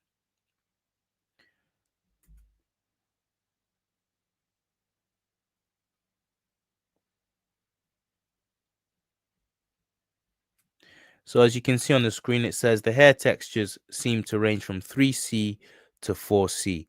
I'm not going to do it now, but go on Google 3C, 4C hair. Now, this is stuff I had to be clued up on when I way back when, because I'm a guy, and as such, I'm not just a guy, but I'm a bald guy. I gave up on hair a long time ago. Me, I think I was 17. I gave up on hair when I was 17, yo. Shout out to the OGs who can still rock a fro, locks and whatnot, do this and that with their hair, but that wasn't me. I wasn't blessed that way. So your boy Tro Black had to go for the old or what's his name? Is it Orpheus or Morpheus? Yeah, the old Morpheus look, Mayweather. So that's okay. I'm in good company. Tupac and many greats are in company with me. But I had to look this up. But yeah, black hair is typically 3C to 4C. 4C is the kinkiest it gets. And 3C is coming to like hair that a mixed person of mixed background might have. But it's black hair. So this individual who's presenting this, who's taking this video, or this taking this recording at the museum, he's showing wigs found in the tombs of the pharaohs, and it's 4C to 3C hair. Again, like, what are we doing here? What are we doing here? Why do we have to prove this again? Why is this a debate?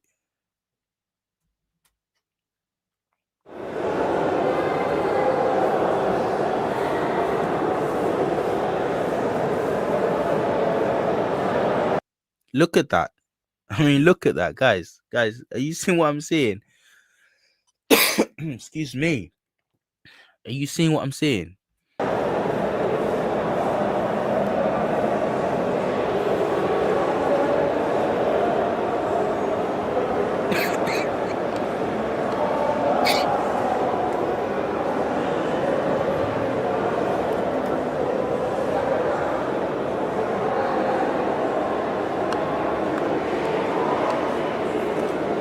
Actually, the hair sucks.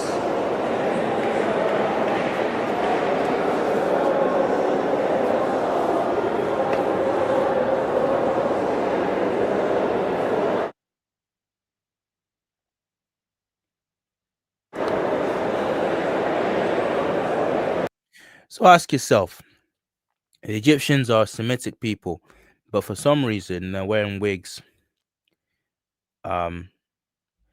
They're wearing wigs that oh Seche, you have to unmute it. I've unmuted you, so any limitations on your end. Can you speak? Let me.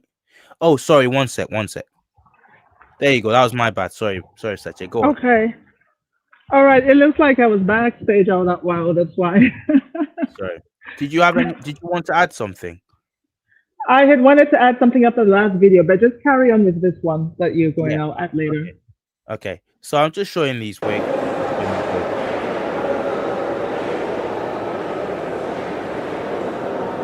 And again, why are the ancient Egyptians a Semitic people not wearing wigs fashioned after their own hair?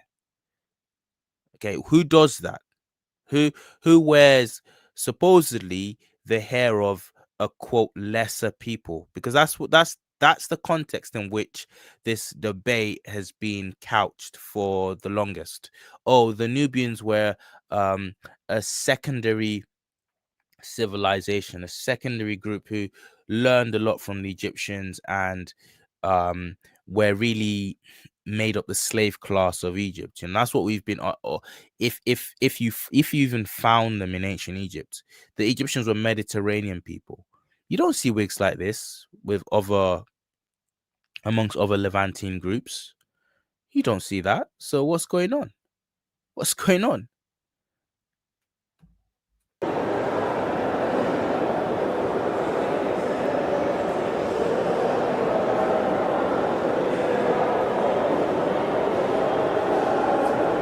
And yes, even amongst these types, even amongst the Northeast African, you still do get that. Isn't to say you can have fine hair, okay? You can have finer 2C hair. Um, there have been, you could have people with, you could have black people. Again, we talk about the genetic diversity of Africa all the time. People just need to travel. People just need to get out of their basements, get out of their houses. There are black people with still present in Africa today, still not just in Africa. There are African Americans. You could say, oh, African Americans are mixed, but what about the Africans in Africa? You have them amongst the Fulani, you have them amongst the Tuareg, you have them amongst um northern Nigeria, Mali population who have finer hair but thick, heavy negroid, supposedly negroid features. You have people with kinky hair but with sort of Caucasoid presenting looks. I've got a friend as black as me, and but his facial structure is not as. I mean, he's not as again Negro presenting as my face is. He's got quite aquiline features, but his hair is a black person's hair. This is just diversity within a black context. So I'm just saying that to say this isn't to preclude you ever finding um a mommy with slightly finer hair um than the rest of the larger African population. I'm gonna stop this there and present the next video because I want us to get through a few more of this great man's content. Seche, if you want to say anything now, then feel free before I play the next video. So we can carry on. Okay, cool. Let me know, chat, if who's actually seeing some of this stuff for the first time. I need to know because I get a buzz I'm seeing from it for the first time. This wow. Okay, video so to this video to just share with the hair. And real right. quick, where did you say these videos are from? Like, what is I it think showing? Whose hair? this is showing wigs. So ancient wigs found in ancient Egyptian tombs. I think this is a museum in Ah, Egypt. This is a museum in Cairo, I think. okay, cool. Never seen it. I don't know the individual At the dawn of the 16th century, who posted it, but I just found it on YouTube by happenstance. Right, here we go. This we're going well out now. We're venturing outside of Egypt and Africa, and well, it shouldn't surprise you that a lot of Mr. Imhotep stuff is based around proving and securing and cementing the absolutely undeniable fact of Black Egypt. His name was Mr. Imhotep, for goodness sake. But every now and then, Mr. Imhotep would venture out, and he did a video on Yasuke, and this video also blew my mind. Um, uh, if you don't know, Yasuke was a black samurai in feudal Japan. Yes, he was a samurai. That's been quibbled about as well. No surprise, it involves a black person doing great things, so we've got to downplay that as well. But let me play this video for you on Mr. Imhotep's take on the historical figure of Yasuke. A period when a vast tapestry of colossal colonial empires began weaving across the globe. Among them, there is Portugal, and Portugal is extending its empire to Asia. In 1543, the Portuguese navigators breached the southern boundaries of Japan, and that event is going to lead to exciting things. These explorers made friends with the local people, but everything wasn't that easy. They also faced challenges, especially because in those times, the autochthonous populations were not in peace with each other.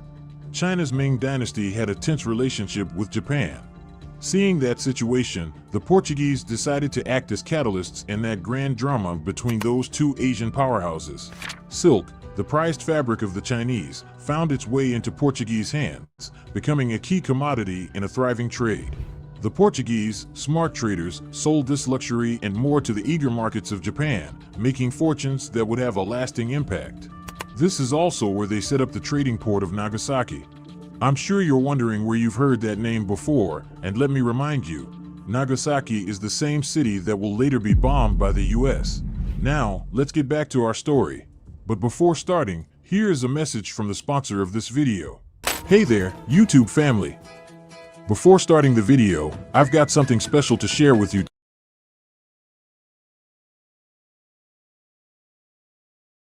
Shout out to Mr. Imhotep for doing this. The book's still available. I checked it today. I've not got it, and I will be getting it. I got quite a reading list already from that I've got to get through right now.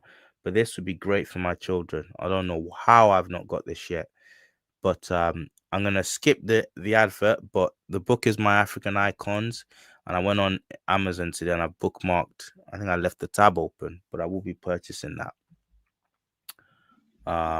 Yes, yes, you should absolutely purchase that. Last year I bought like 20 of them and gave to all my nieces and nephews last Wow, summer.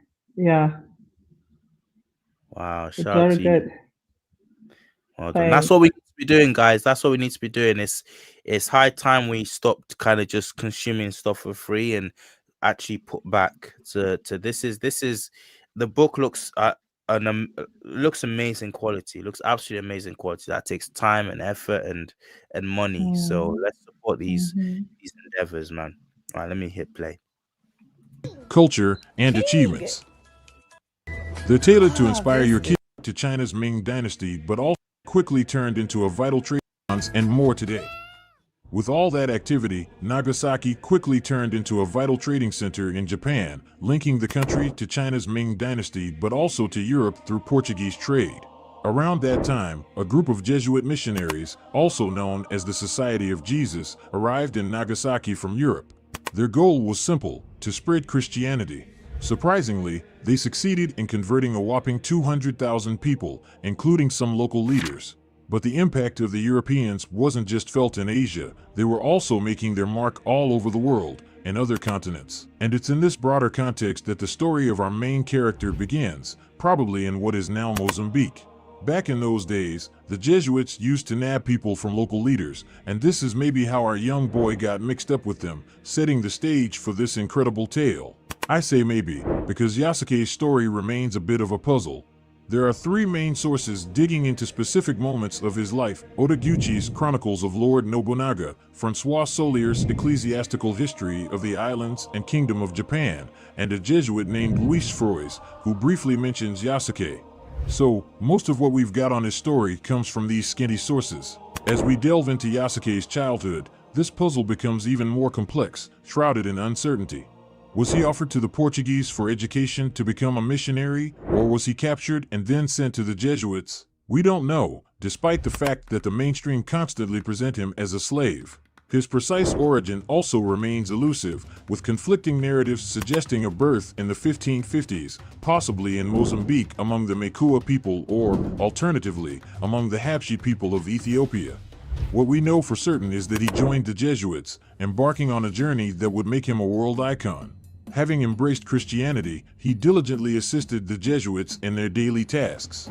It was at this juncture that Alessandro Valignano, a Jesuit priest tasked with inspecting global Jesuit residences, entered the stage. Valignano, on the cusp of inspecting Japanese residences, recognized the need for robust companionship on this perilous journey. Okay, let me just stop it here to say one thing. I've done as much research as I could have done amongst all the other stuff I'm trying to do for the channel on Yasuke, and there is nowhere amongst contemporary accounts of him that where I've found that he's been described as a slave. Yet there are some who are intent on calling this man a slave. Um, Again, slavery is a fact, is a historical fact along both eastern and western coasts of Africa. But so is it in the steppes of Europe, in amongst the Slavic peoples. In fact, to a greater extent, to the extent where we get the word slave from Slav. That's how big, how much bigger white slavery, particularly into North Africa, was. So a lot of these people masquerading as indigenous North Africans now, sorry but not sorry, uh, because of the energy that you give out against your black residents there, documented. A lot of these people are actually descended from Slavic slaves. Okay, anyway, that's a fact, but it is not historically it's not a documented thing, and if it's not, then he wasn't, because you can bet if Yasuke was a slave, it would have been written down. It would have been written down somewhere. It would have been yeah, that would have been something that was recorded at some point.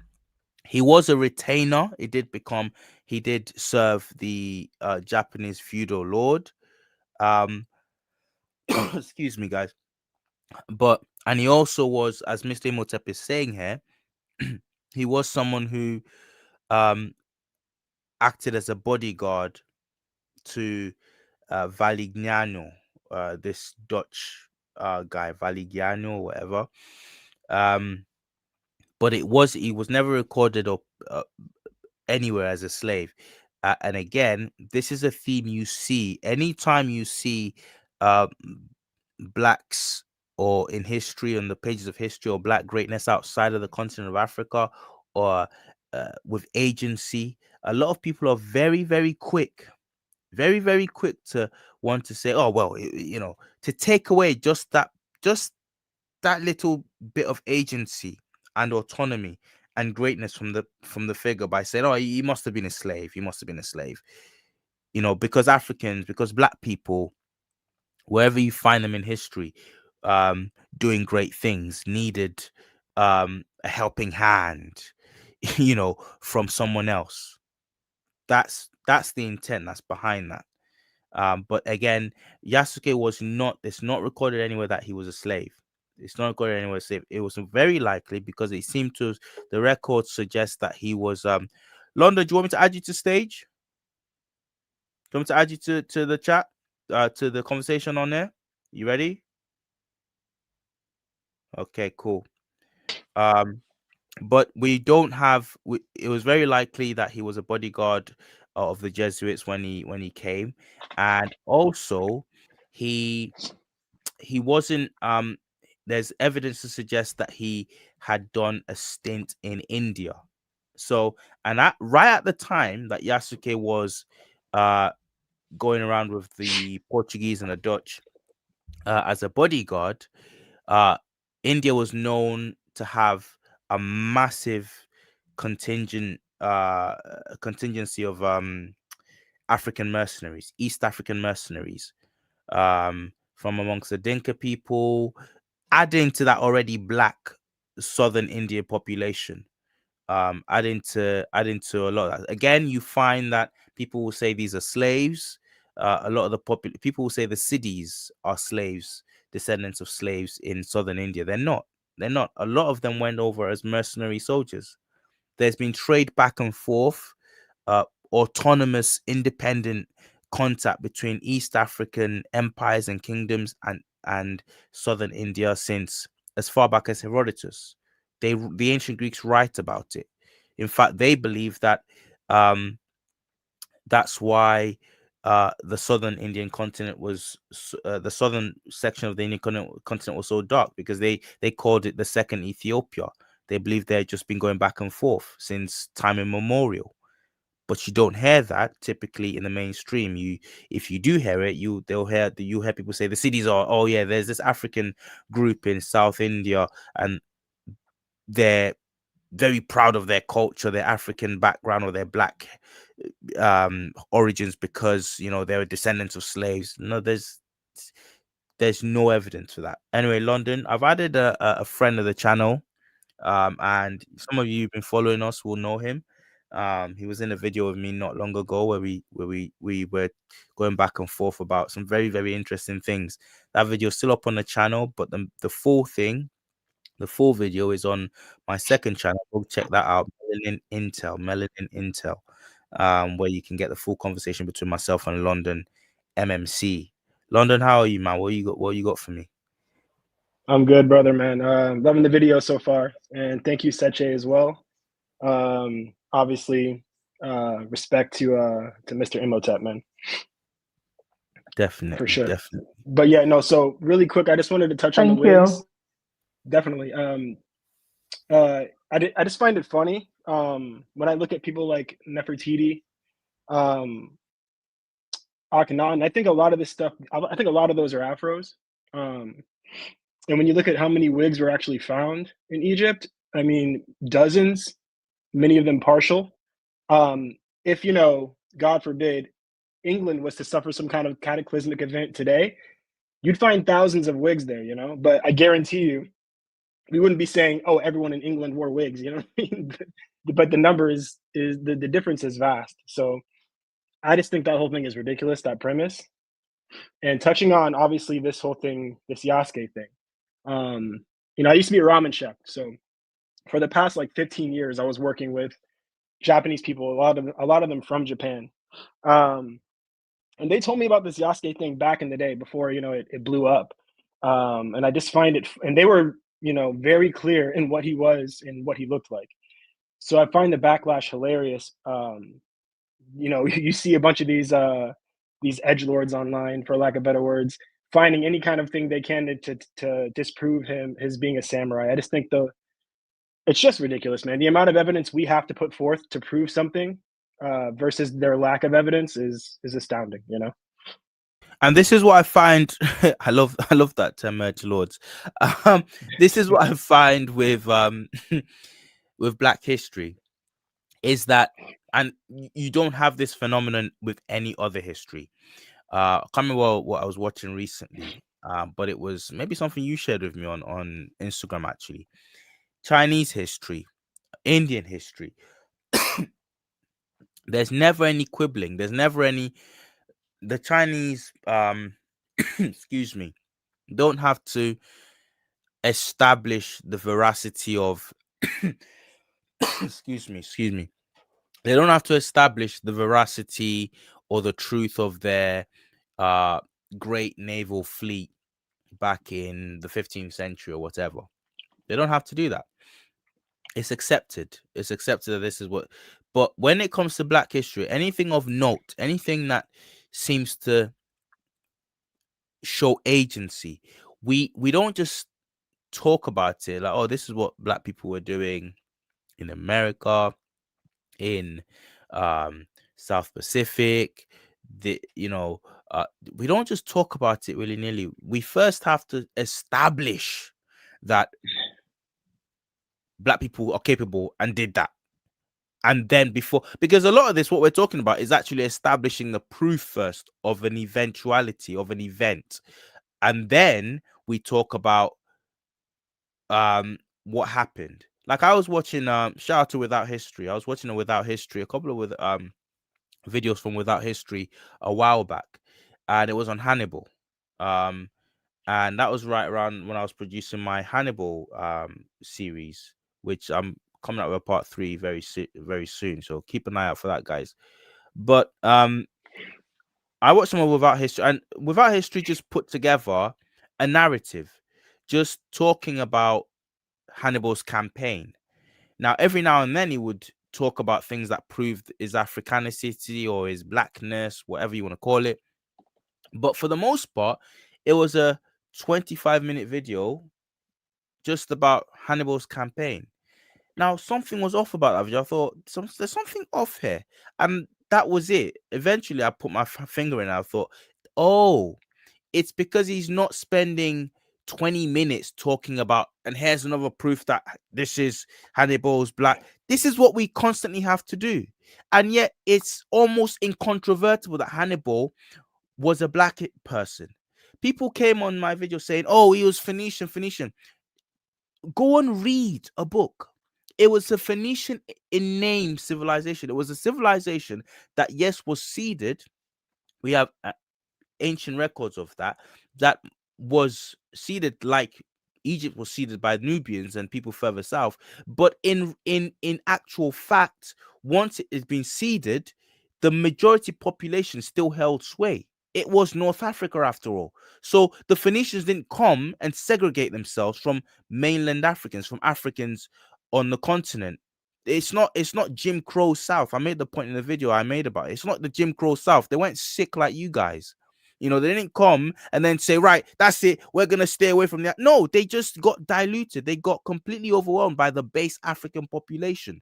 There wasn't this hierarchy of racism, of race that, as that we have today, that your sick granddaddies and great granddaddies had. They didn't have that. So what happened was they just became African. They might have said, yeah, hell yeah, way back when, yeah, we're descended from the Phoenicians. And even the Phoenicians, there's proof that they were originally a black civilization. But I'm getting ahead of myself. Watch this space. Because yeah, so again, we constantly having to prove the facts that we did this before we can tell our story. We're constantly having to prove that, oh, we did this, it was us. Now can we tell the story? Same with Yasuke here. This whole video Yeah. should just be about how cool Yasuke was, but instead it's about Mr. Imhotep having to prove that Yasuke was a black guy. Yeah. And don't bring up the Phoenicians without your 100 proofs either. You're gonna need 100 proofs for everything. Oh, So mate, they will have their 100 proofs. They will have their 100 proofs. When I get on the Phoenicians, they will have their 100 proofs.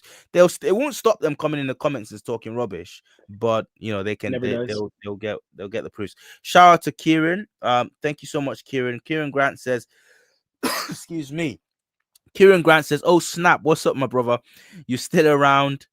You still sound sick. Tea with lemon, cough drops, honey, and lemon juice. Yes, I know I should. I really I know the remedy, but just life gets in the way, and you just Our you man, just our man Trill is always sick, man. I have a theory that he's a hypochondriac, Kieran. I But am a hypochondriac. fighting racism, racism is a virus, so it's Oh, mate, understandable. thank you. That's exactly it. That's exactly it, guys. Kieran sends another $5 super chat. He says, it's almost as if they're not as superior as they claim, and they fear black people. I don't fear any competition. Bring it. I'm supremely confident. Amen. Amen. But you know what? It it sounds like kind of we're patting ourselves on the back with a comment like that. But again, when you look at the work we constantly have to do to say, again, I don't think people understand that till like a few decades ago, people were still saying, and it could have snuck by. We could have actually still today been debating whether the Great Walls of Benin were built by black people. They were still telling us till I think even as late as the 60s, theories were still going around that it was really the Portuguese or the Arabs that built the Great Walls of Zimbabwe. And those are just ruins, guys. Today they're in ruins. They wouldn't even let us have ruins. Like, they wouldn't even let us have some bricks, you know? So it's like, it is. It. I hear you, Kieran. I hear what you're saying. I hear what you're saying, man. It's as if they're scared. It's as if they're scared. Anyway, I'll hit play on this amazing content. In a twist of fate, Yasuke, then a young man, was enlisted into Valignano's fleet bound for Japan. The year was 1579, and the duo embarked on a journey that thrust them into the heart of Japan's tumultuous warring states period, known as the Sengoku period. At that time, Japan was a nation gripped by chaos since the Unin War of 1467. It was divided into independent fiefs, marking a transition from feudal Japan to the first era of modernity. The country was a cauldron of social upheavals, political intrigues, and relentless warfare. Against this backdrop, Oda Nobunaga, a formidable figure of the Oda clan, rose to prominence with a dream unifying Japan. As Valignano brought Yasuke to Kyoto, the city buzzed with excitement. Yasuke, a tall figure among the usually shorter Japanese people, became an instant sight. Kyoto residents, intrigued by stories of a dark-skinned giant, gathered to see this remarkable man. Seeking safety in the Jesuit church, Yasuke unintentionally became a local attraction, with the doors giving way under the pressure of curious onlookers. In the midst of all the noise, Oda Nobunaga found out about this mysterious visitor.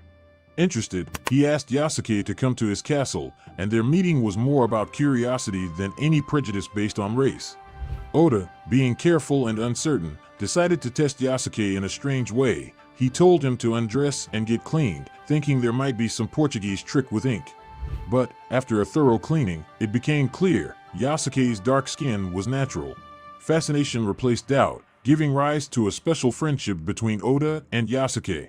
At that time, Yasuke got his Japanese name, leaving behind the anonymity of his birth name forever. In 1581, Oda officially recognized Yasuke, a black man from the Christian countries, granting him the title of samurai. Yasuke quickly rose in the samurai hierarchy. He got land, servants, and the famous katana, a symbol of samurai honor. Yasuke learned the Bushido code, not just combat, but also the Japanese language. He often ate with Oda and joined battles, making him the legendary Black Samurai. His skill in the Battle of Tenmokuzen in 1582 made history, defeating the Takeda army, rivals of the Oda clan. Among Yasuke's many exploits was the Battle of Tenmokuzen in 1582. That battle marked the annihilation of the Takeda army, one of the great rival Japanese families of the Oda clan. After a year of war, Oda and Yasuke returned to Kyoto in June 1582. Oda, back on his lands, separated from his troops. He was accompanied by Yasuke and some Oda bodyguards, serving as artists, to rest at the Hanoji Buddhist temple. So he wasn't a samurai, and yet he's constantly at the right hand of this lord. And he's fighting at his right hand in some of the most important battles in Japan's history at the time. And when he dies, well, let me not give that away. Let me hit play. I don't know. I hear you, Sir Factant. Sorry about that. I hope I'm not giving anything away now. I'm not outed you. But what am I saying? From what I know, Seche can fill us in. It seemed like it was a natural. Sadly, unfortunately, it was a natural passing away. Yeah.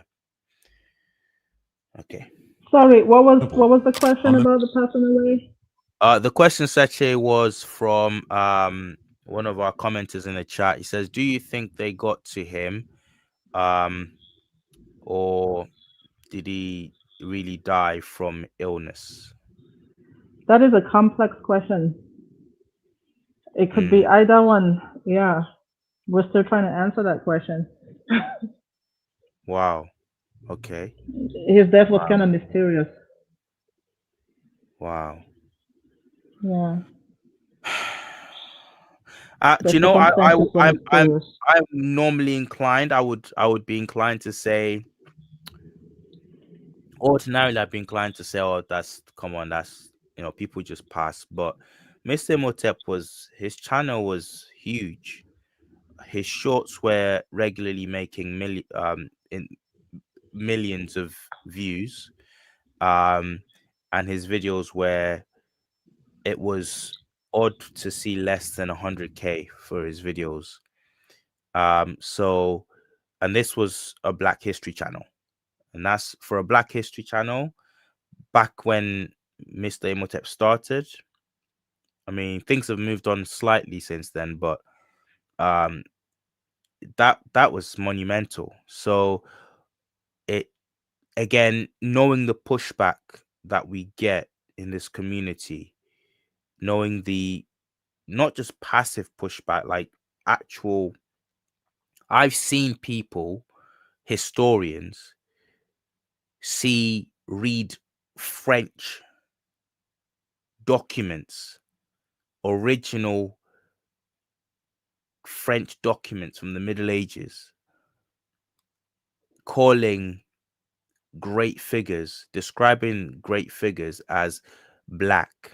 This French knight was a black man with broad nostrils, with thick lips, with a quote Moorish heritage. And I've seen modern day translators, supposed historians, professionals, change that noir, black, and change it to not just remove it. No, that would be bad enough. But actually turn it on its head and change it in English translations to whey faced, as in milk. He was of a milky complexion. And I've had to go to the original translation in several different copies to find, oh no, it checks out. There's a reason why people think this individual was a black person. He's black. He's black. I just want to. So I want to add on.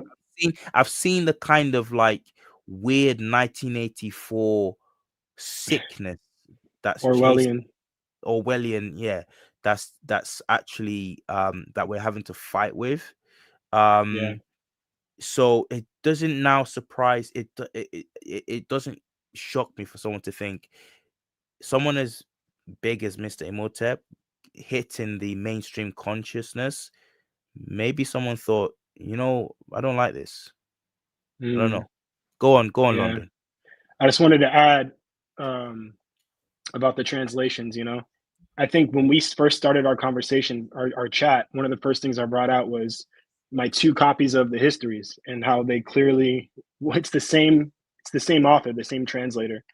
In his older edition, he translates black to, I believe it might be black originally, and then he changes it to swarthy, and he changes the hair from like curly to wavy or something.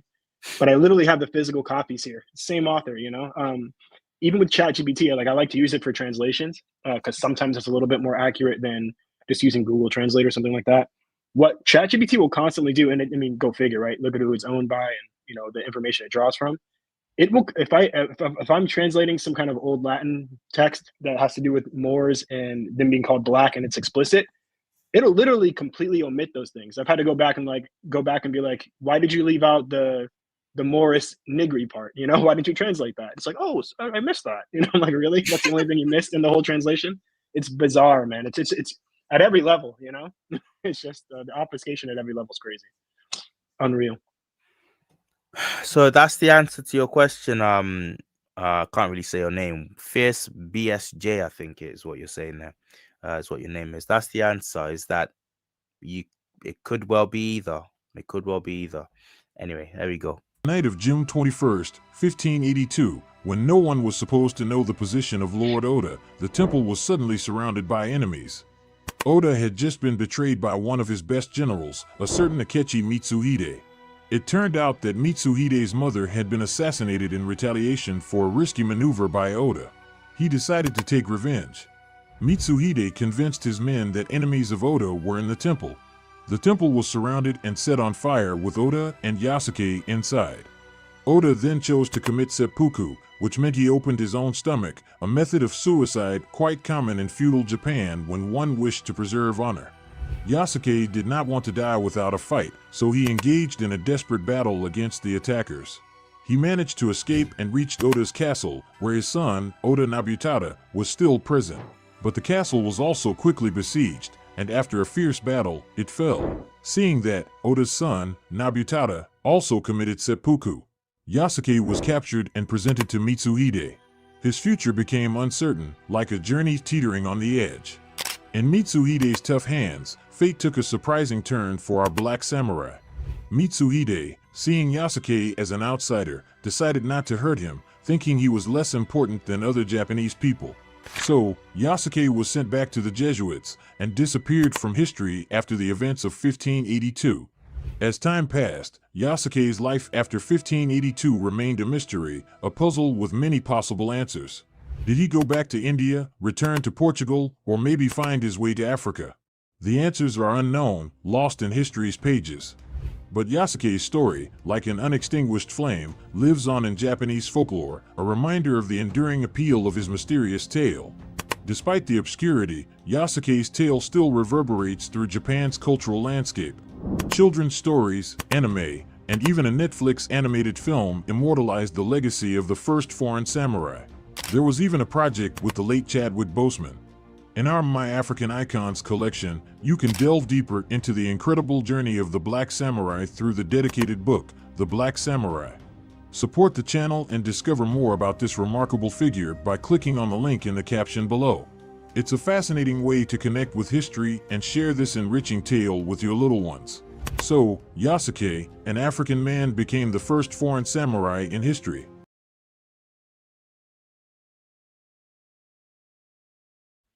I'll stop this video here. We pretty much got to the end of it, but I want to say, you know, there is a series right now. I don't know if it's HBO streaming, or I don't know, Netflix, whatever, and take your pick. And it's about a white presenting an Englishman who becomes a samurai, and that's supposedly based on real history. It's based on a true story. It's historical fiction, or at least stylized history. Now, again, knowing how the opposition operates, it wouldn't surprise me if the backlash towards the narrative of Yasuke being a samurai is because it's it's it serves a narrative. It serves their narrative that their guy was the first, foreign man to be accepted as a samurai. So on the one hand, I think from what I know, it was never debated whether this man was actually accepted as a samurai. It wasn't debated whether he was accepted as a samurai. It was just accepted until he came into the popular consciousness recently. And I wonder if there's there's a reason, if it's just because we need to frame our guy as the first. I mean, think how petty that is, if that's what's really going on. That's ridiculous. But again, I knew something of Yasuke's story before coming across this video on Mr Imhotep's channel, and way back then, it wasn't a debate. There wasn't a debate about it amongst any circles. So yeah, Yeah, no, their claims to the white samurais are it's interesting, right? I know one is based on William Adams. He wasn't a samurai, he was a navigator. I think the other ones are Jules Brunet and Nathan Algreen, and them as well. It's like they do not have the level of evidence backing them being samurais compared to a Yasuke, right? But you're not hearing any backlash, so no, of course, yeah, of it's course. unreal. And they're very, like, again, I'd hate to compare and contrast, but we have to, because of the pushback, because of the malicious and the malign, just the poison we get just for popularizing Black history. Okay, we shouldn't even Yeah, have to say Black history, just history. It should just be history. Okay, but when Tom Cruise came out with the Last Samurai, I remember going to see that film, and I remember loving the film. But when I look back at it now, and I think of, again, because of the toxicity of um the imposed toxicity of what I've been doing recently, there was no backlash. There wasn't a backlash.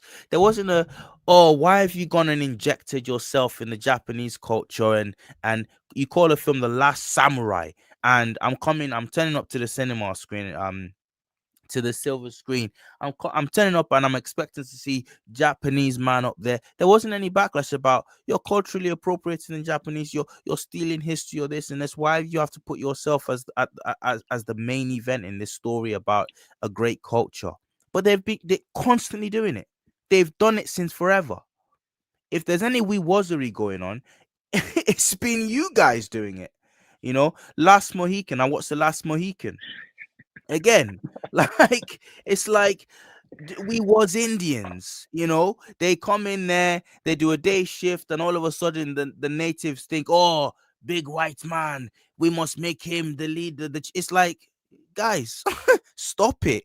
I didn't used to think like this. I never used to think like this, because why should I? It's just a great film. But every time we want to do something, anytime we want to tell our stories, actual stories about us going anywhere outside, beyond the stories that you like to tell about us, where you're the savior or the deliverer of this blackie over there from slavery or colonial. Anytime I want to tell stories outside of that, here comes the definitely not racist historic professor coming in to say, now, we need to be accurate here. We need to not be appropriating other people's histories now. It's transparent. It's actually transparent what's going on. Um, whatever. Right, let Really me. quick, Yeah, go. I want to fact check myself because I'm doing some research on the side. It's been a while since I looked at these things. Nathan Algreen and Jules Brunette, who The Last Samurai were based on, neither of them are samurais. William Adams, the navigator, he actually was elevated to the status of samurai, even though his skills were in shipbuilding, right? But he never fought in a battle. So Wow. I just want to, and then real quick, we're talking about 100 proofs, and you brought up the hair earlier, in Buddha and these other South Asian things. The blackness of Asia is a whole other thing that we need to get on as well. Obviously, Mm, you know, I talked about being a ramen chef back in the day. I used to date this girl from Hokkaido, which is Japan's northernmost province or prefecture, mm. and she claimed like Ainu ancestry. Those are the indigenous Japanese people, and she used to get called Blackie by the people in her town because she was a little bit darker than your typical Japanese person. And if Mm. you talk to people that are honest, Japanese people, about the Ainu, they'll say that they were dark skinned, Um, and the Ainu's closest phylogenic or phylogenetic cousin are the Andamanese. The Andaman Islanders are the closest phylogenetic cousins to the Ainu. Wow. Um, and then we obviously have the Aita, the Negritos, the indigenous people, black people of Thailand, Indonesia. I mean, it goes on and on and on. So, but I'll leave Wow. it for 100 proofs Wow. another day. Wow. So you've got Mr. Imhotep, just to bring it back to what we're, the man that it's all about. He's different to me in London doing this, and Seche, because he's actually hitting the public consciousness. He's actually, can someone check how many subscribers this channel has to date? But he was actually, and that's probably dropped since he passed, since people found out that he passed, probably dropped a few subscribers since then. But he's hitting the public consciousness with stuff like this. And I'm sure, again, based on what I know, the little conflicts I've come up against doing this in the little time I've been doing this, I'm pretty sure that he's ticking off a few people. I'm telling you now, yeah, it isn't off base to speculate. It's actually not off base to speculate. I'm telling you now that I have never seen like the visceral reaction that I've seen, um as much of a visceral reaction as I've seen, um since I've started doing this. I've not seen it anywhere, like in my private life. I don't see other channels get the hate and the vitriol and the bitterness that channels like mine get just for speaking about. Literally, I'll just be reading accounts, historical accounts, reading studies done by actual tenured professors, debunking lies and saying, actually, this is the truth of the matter. Just reading those studies. So I don't know, guys. I really People don't don't like the know. truth. People don't like the truth. They By the don't. way, 346,000 subscribers still. Wow. Wow. And that was a channel Yeah. that was just about, I think, maybe 4 years old. So I think his earliest video goes back to like 2017, and we are now what, 8 years from then. So at the time he's making this is 2023, so that's about 5 years old, and he's really only started making videos properly, in earnest, for about 3 years at that time. So wow. Anyway, Yeah. I want to show And you his guys.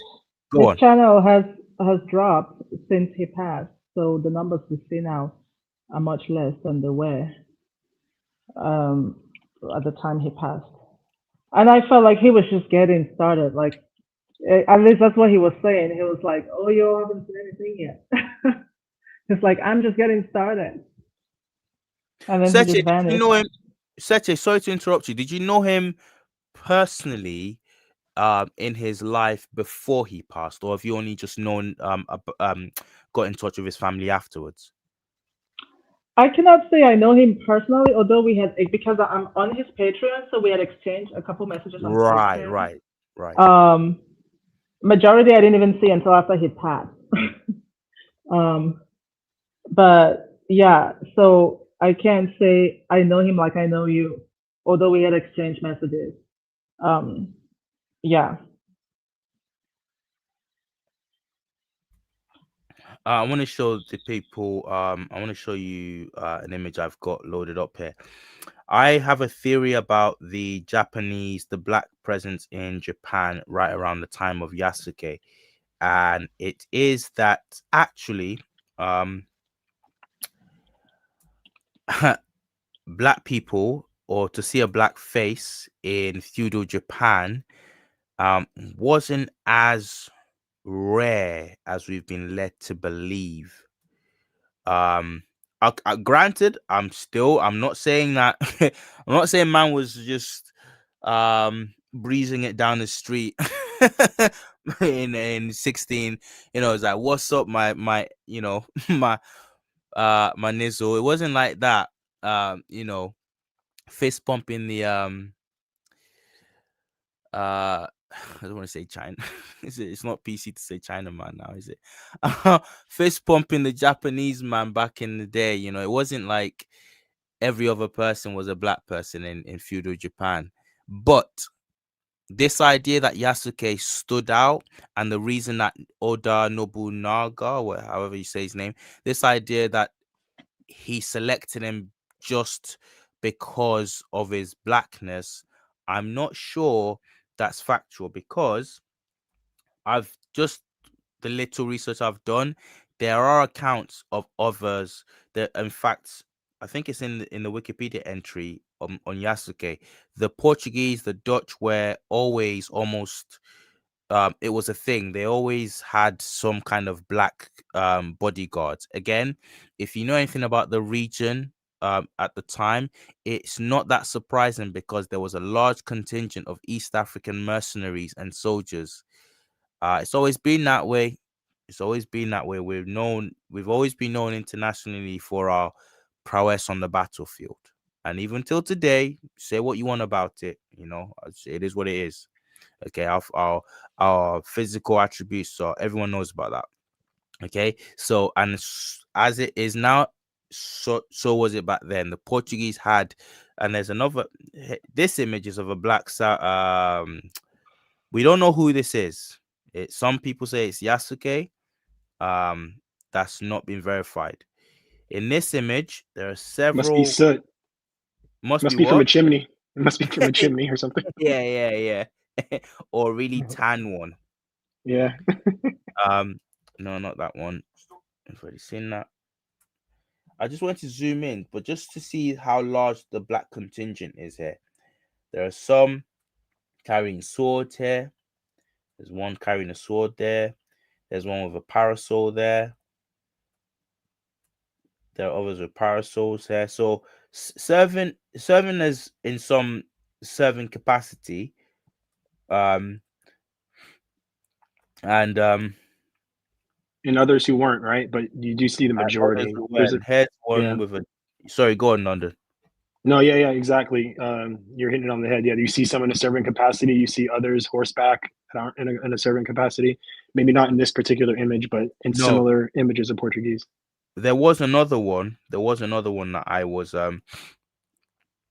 found, but I don't know what I did with it. But it just showed another black face, several black faces. This one was in China, so they were known. They were known to the Chinese, and it's a lie we've been sold that it was purely of his um because of his blackness. No. I think it was known that he was a soldier. He had some martial skills, and that might have been involved. That I'm pretty sure that was involved. Um, I see Camgiverse in the chat. Shout out to you, Camgiverse. Thank you for joining us. He says, "Black people couldn't travel to Japan before Columbus, so they say."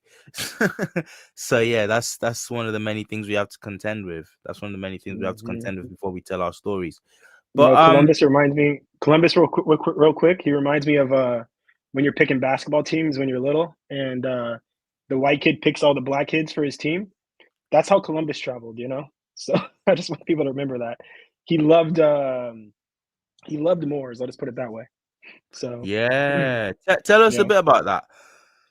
yeah. Just quickly, we know he traveled with Moors. We know that he um, even his identity is interesting, right? But just to simplify it, black people were already traveling and you know circumnavigating the earth before white Europeans were, and there's a reason Columbus was leaning on Moorish knowledge, you know, so he was leaning on black knowledge to put it simpler. Okay, thank you for that. Thank you for that. Kamji, if you want to join us, you got the link anytime. Just pop up. I'll put you on. Let me play this next video. Like I said at the beginning, we won't get. There's no way we'll get through the 10. This video was titled "10 Times Black History Broke the Internet," and I feel justified in that title. Again, go on this man's channel, Seche. As you've heard from Seche just now, this man was touching. He was over 350K before his death. It seems like his channel's taken a bit of a hit since his passing naturally, as people find out he's no longer physically with us.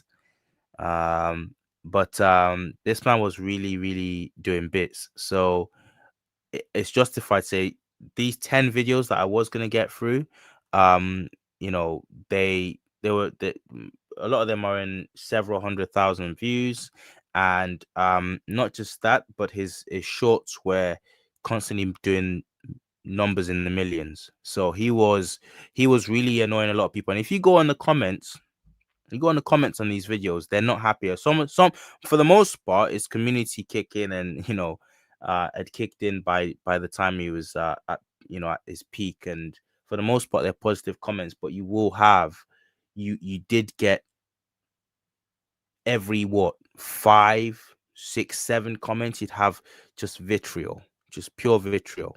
Nothing to do with the facts being presented, just pure vitriol. Let me um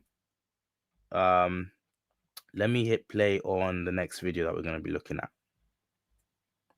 We're going back to Egypt now, more specifically Kush.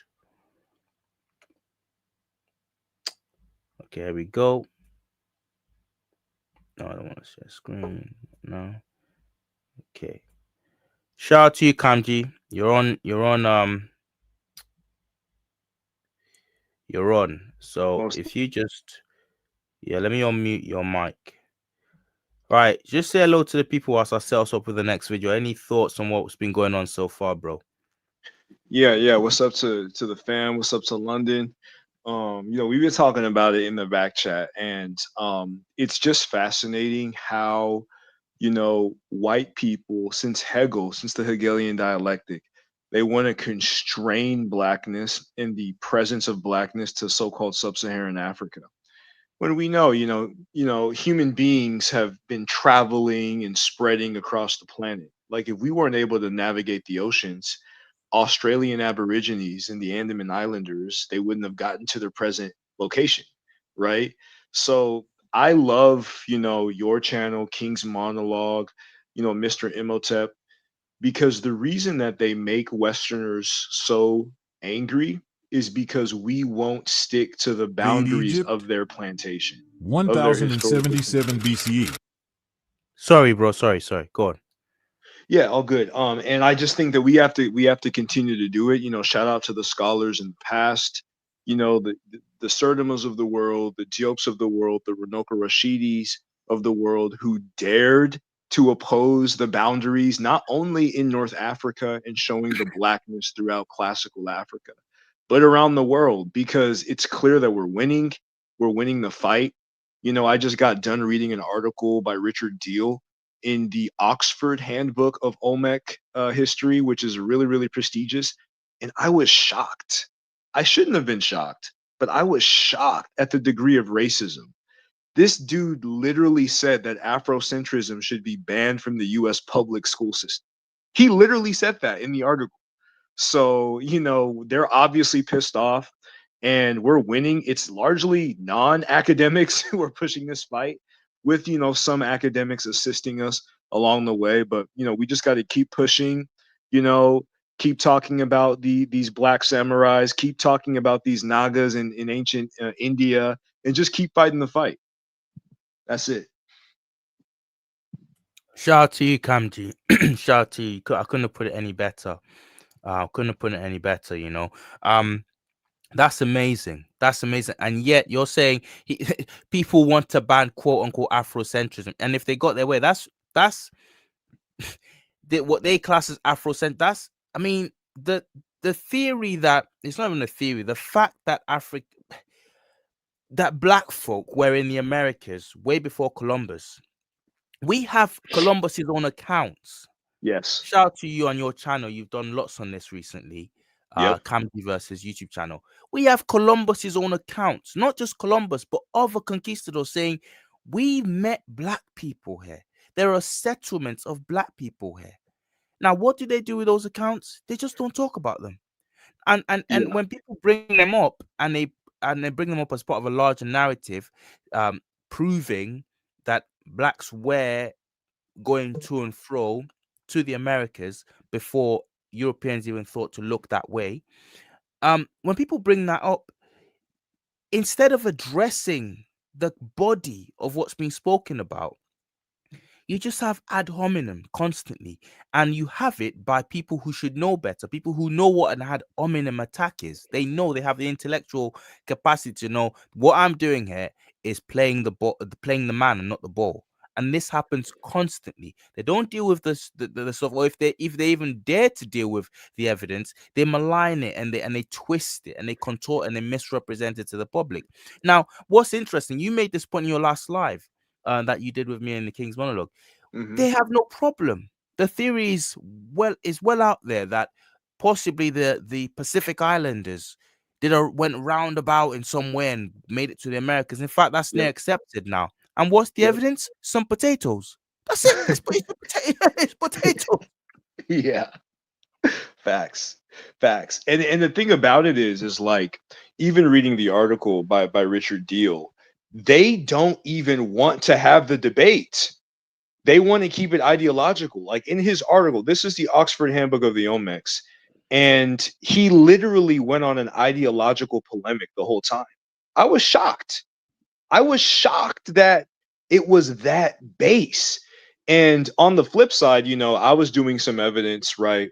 I have some instances just carrying over from our last conversation of stone vessels, West African stone vessels, that are contemporaneous, with the time period of Abubakari's voyage in the 14th century.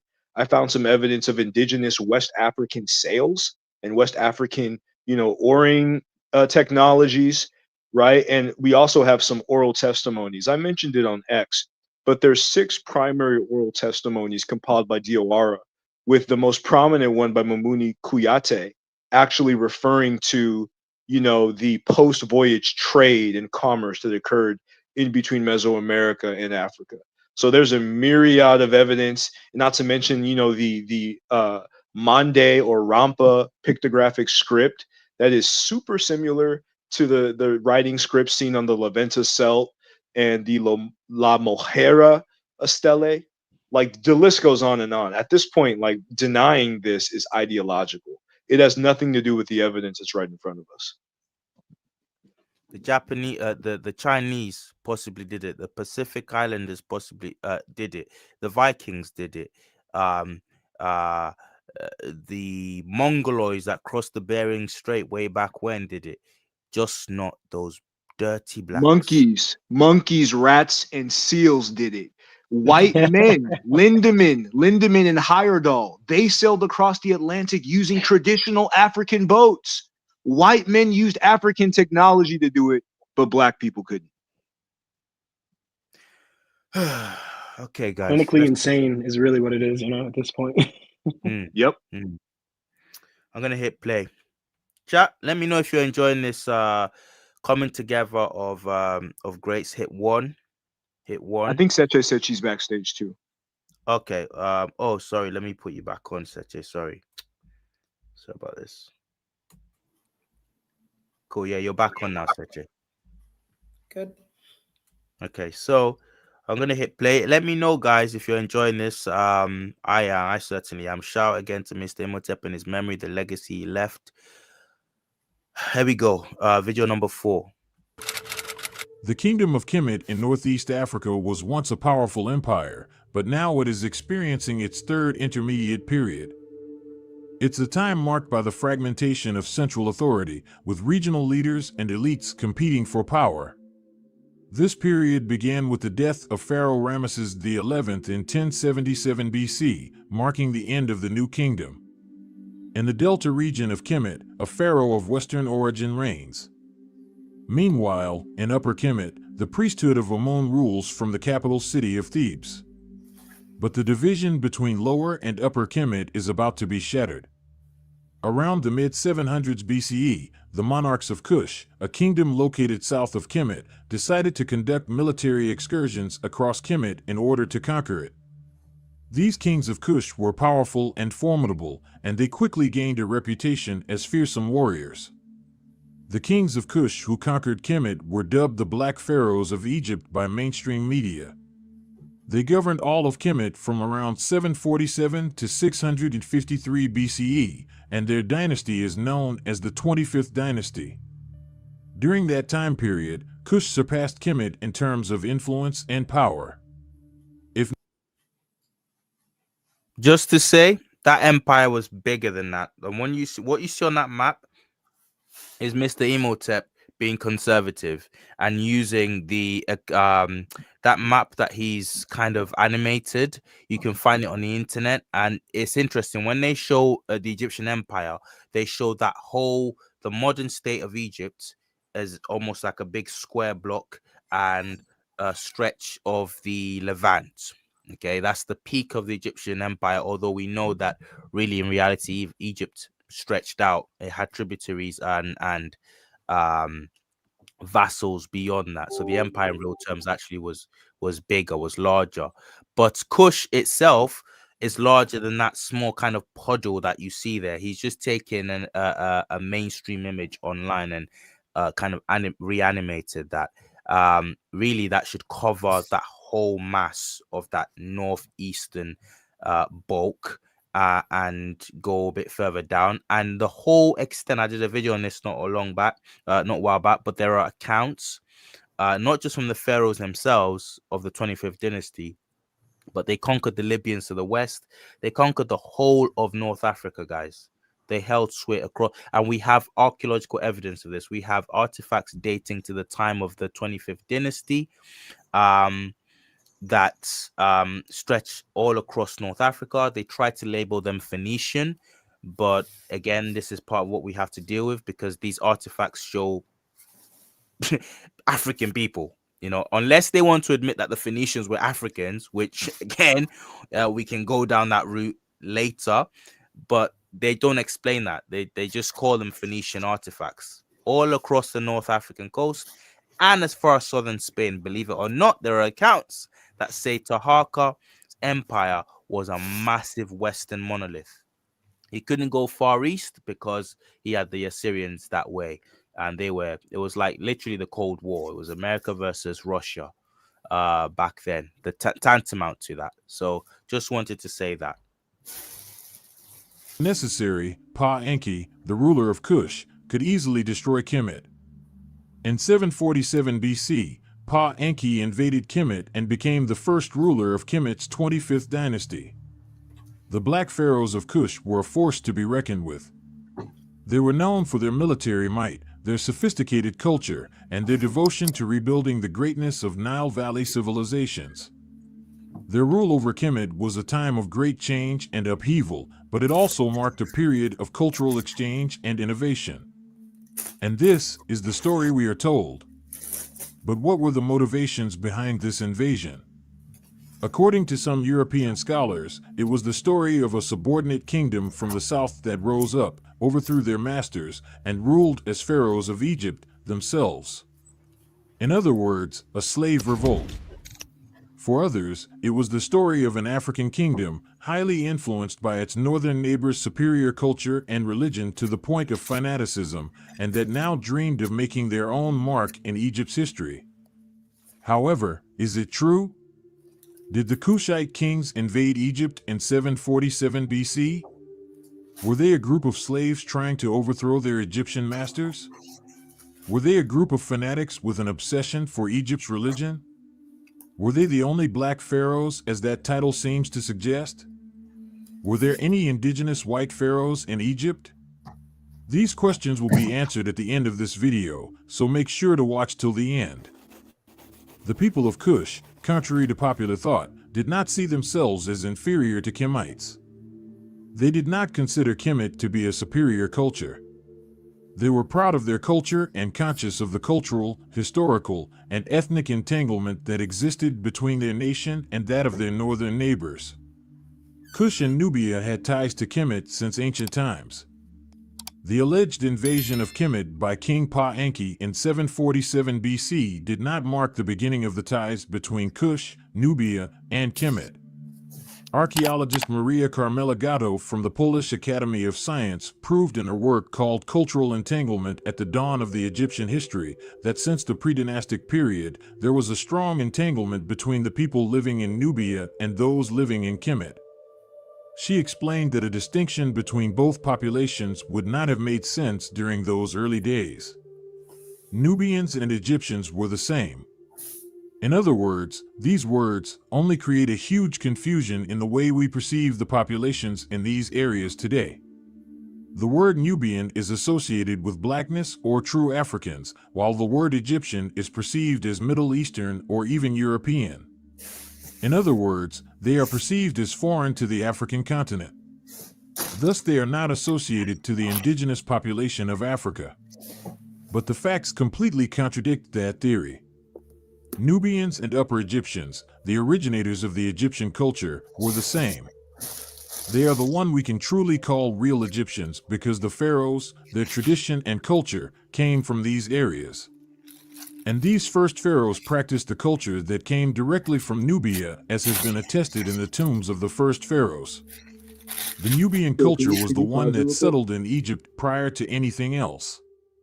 So, Yeah, this is a really great video that Mr. Imhotep did, and I think to further illustrate and amplify it, we have to go back to the primary texts themselves, and just the concept of Nubia being an invention of Western archaeologists, because like the real term that we're referring to when you say Nubia is Nehesi, right? And many people falsely have stated that Nehesi means black, which it doesn't. It means southerner, right? In most conceptions, it means southerner. Whereas some scholars in the Nile Valley Collective have referred to stinging. I haven't really seen any evidence of that. But more importantly, like the idea of a separation and distinction, Vanessa Davies did a lot of work on this. There was no hard line between the so-called Nubian and the so-called Egyptian. Narmer, the first pharaoh, the first Nasut, right? He set up the administrative district of Kemet that we call ancient Egypt in the south, in Taseti, right? So, like Westerners, white folks are the ones who, white racist scholars, they're the ones who created that distinction. But if you go back into antiquity, right, and Smash Rockwell, casual out here in the Bay Area, he has an excellent text that I would recommend everybody get. It's called Black Like Osiris, where he goes through the myriad of examples, not only showing where the ancient Kemites classified themselves as black, but it also shows many references with light-skinned Nubians, so-called, and dark-skinned Egyptians. So the idea that these were racially distinct groups or even, shade distinct groups is BS, right? It is really it is just, that's the nicest word that I could use is BS. But it's just the goes back to the long history of racism and white supremacy. And finally, just look at the leopard skins. The leopards are a so-called sub-Saharan African. That did not exist in North Africa. The fact that they glorified those for the Sem priesthood shows you that the people came from the south. Thank you for that, Kanji. Thank you. Go on, No problem. London. Great point. Yeah, no, great point, Kamji, about them placing us in these phenotypic boxes when we're the most genetically diverse people on the planet. Um, it just does us a major disservice because that's a weapon they commonly employ, right? To say, oh well, you sub-Saharans can be or whatever because you're not they're not literally black, and I'm sitting here looking at my brown skin. I have a black shirt on, so just the fact, even in my family, right? The phenotypic variance is wild. So them boxing us into this just some kind of one shade is it's just so unscientific, Amazing. disingenuous. Facts. Yeah, I was just thinking of that in that video that you shared with the Table of Nations, that fake mural. It's funny. I used to believe this BS that this was the shade of the Egyptian, this was the shade of the Africans, and so on. Until I saw one of these Imhotep videos with debunking the Table of Nations, and then my eyes opened like, oh my God. Technically, the Tables of Nations is in my family, if that's what, it just represent different races. In my family, just in my immediate family, between my brothers and I, we have many different shades of black, and it's not even all the shades of black that exist. There's two shades that are much darker than the darkest of us, and shades that are much lighter than the lightest of us.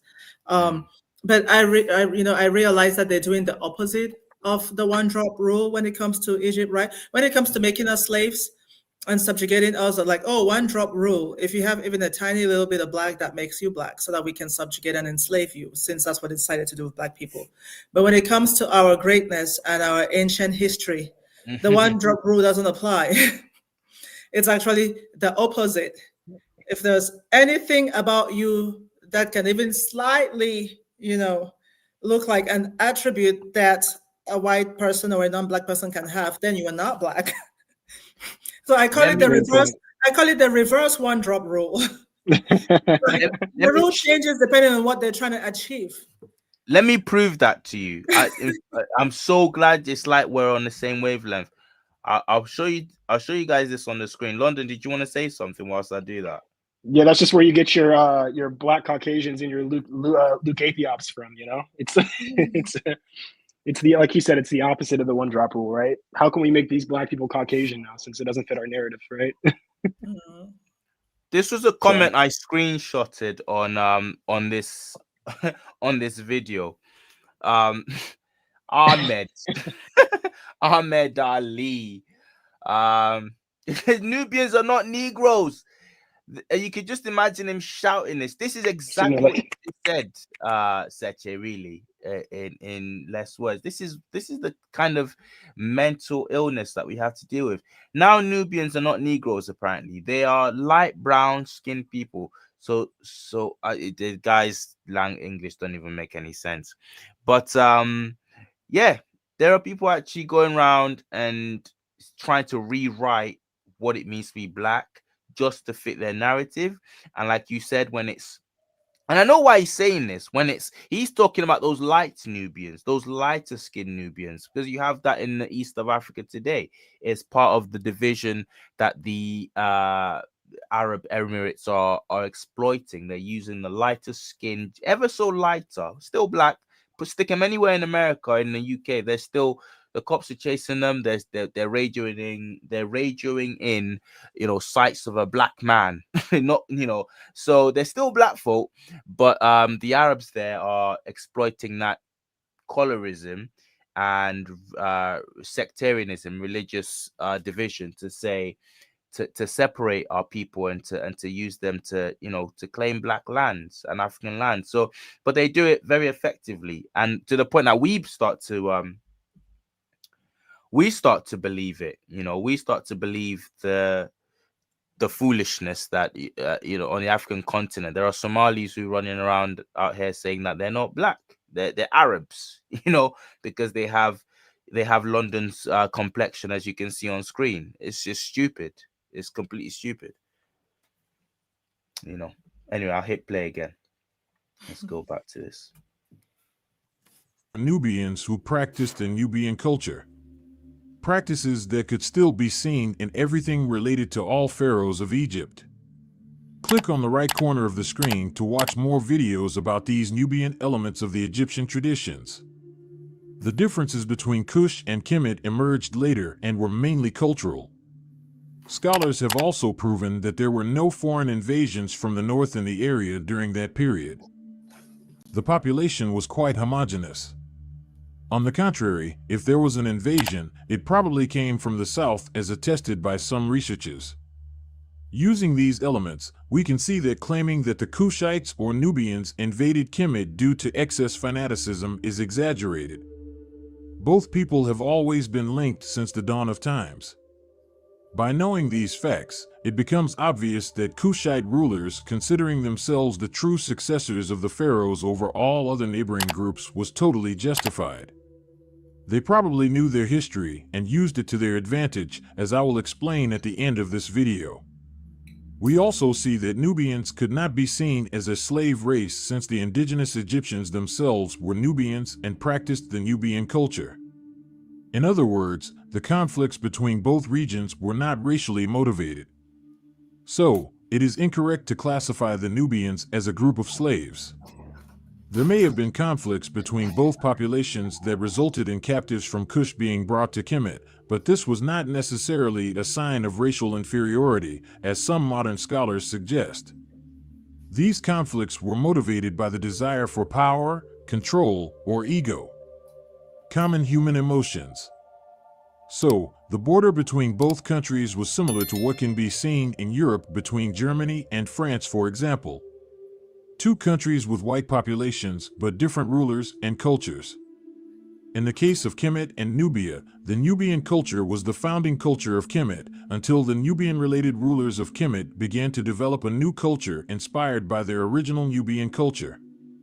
In other words, ideological differences emerged due to different leaderships in both regions, and they led to a split between both areas and the birth of separate kingdoms. So, calling the rulers coming from these regions the Black Pharaohs as opposed to the Egyptian ones is also extremely deceptive, because it implies that those of Egypt were not black. As we can see in the previous studies, the people from these areas where the pharaohs emerged were black and Nubian related. This means that the concept of pharaoh itself is deeply rooted in blackness. So, the expression black pharaoh doesn't make any sense, since by nature a pharaoh is supposed to be black. Subsequently, the Northern Kingdom, despite being younger, gained an advantage over its elder southern counterpart. And when the Kushite rulers entered Egypt, it was, as they said, a movement of restoration. The cycle was completed. Them saying that they were coming to restore as their ancestors did during the early days was in fact true. They succeeded in restoring Egypt. So, calling it an invasion seems quite a lot like an exaggeration. Donald B. Redford discusses a pattern of behavior among the ancient Egyptians in his book, The Hyksos Invasion in History and Tradition. He recognized a pattern of conduct among those he dubbed the indigenous, loyal, and royal Egyptians, Kemites. An element that suggests that not all residents of Kemet at the time were Egyptians or loyal to the African landowners. He says this: when hostile forces invade or otherwise establish themselves in the north of Egypt, conflict ensues with the loyal elements in the country. King and court derive assistance from or seek asylum in Kush. Liberating forces move out of the south, advancing northward, and drive out the enemy. In other words, whenever they faced difficulties in their homeland, the Egyptian elite sought refuge in Kush to reorganize and retake their land. An invasion is defined as the act of entering and taking control of a country, region, or territory by force, often with the intention of subjugating its people and resources. It typically involves the use of military force and may result in a period of conflict, oppression, and displacement for the invaded population. Knowing this information, I need you to tell me in the comments: which invader, enemy, or slave enters your home to clean and protect it? Which invader, enemy, or slave do you call in times of troubles to save you? Is it fair to label someone who provides help and protection as an invader, enemy, or slave? Let's consider this more honestly. Records from the reign of King Taharka attest to the fact that the natives fully accepted the Kushite rulers. During Ashurbanipal's invasion of Memphis, he was defeated by King Taharka when he attempted to take Thebes, the capital city. This victory led to a rebellion in the Delta, with princes recognizing Taharka as their legitimate ruler. The princes of the Delta recognizing the Kushites as their legitimate rulers is significant, considering the Delta's history of conflict with Upper Egypt. Unlike other foreign groups, the Kushites were not perceived as invaders. They were seen as brothers. The unruly brothers of Kush, and members of the Nile Valley civilization. The topic of this video is whether the Kushite kings invaded Egypt in 747 BC. According to one narrative, the answer is yes. However, in my opinion, this narrative is not entirely accurate. Let me explain why. Laszlo Torok, a Hungarian historian, archaeologist, and Egyptologist, argued that Kush had already a strong control over Upper Egypt before Pharaoh Pa-Ankhe's reign. The control of Kush over Egypt did not begin in 747 BC, but in the 8th century with Pharaoh Kashta, also known as the Kushite. He ruled Nubia from Napata and already had a strong degree of control over Upper Egypt. This is attested by the fact that his daughter Amenertis became the god's wife of Amun in Thebes, the capital of Upper Egypt. In other words, she held the position of the head of the priesthood of Thebes. Since these people were the true rulers of Upper Egypt at that time, it means that she held the position of the ruler of Upper Egypt. And since she was under the authority of her father Kashta, it means that Kashta held the position of ruler of Upper Egypt. According to Laszlo Torok, there were probably already Kushite garrisons stationed in Thebes at that time. Another Egyptologist, Jean Leclerc, a Frenchman, stated that certain documents show that even before Piankhi, Kashta reigned in Egypt. He received there the attributes that characterize a pharaoh, as evidenced by a stele discovered in Elephantine. So, this story is more complex than we think. Kushite rulers were already in Egypt prior to Pa-Ankhe's invasion. But was it an invasion? Well, things also seem to diverge from the official narrative in this section. No evidence of conflict has been found. In fact, it looks like the religious, ethnic, and cultural ties between both regions played a major role in the takeover. Maybe the rulers of Thebes, specifically the priesthood of Amun, sought the intervention of the Kushite rulers. Therefore, it was a peaceful takeover. Thebes, the original land of the pharaohs, was part of the Kushite kingdom. Laszlo Torok explains that the fact that the descendants of Delta rulers still enjoyed a high status in Thebes during that period validates that peaceful takeover narrative. It is true that later on, to secure the Kushite rule over the whole country, Pa Enki had to conquer the Delta region, putting the whole Nile Valley, from the Mediterranean Sea to the 6th or 7th cataract, under the rule of the same pharaoh. Something that no pharaoh had done before. And let's not forget that, being inducted as a king by the legitimate and traditional rulers of Kemet, the Upper Egyptians, who with the Nubians are actually the original Egyptians, granted higher authority over the whole country.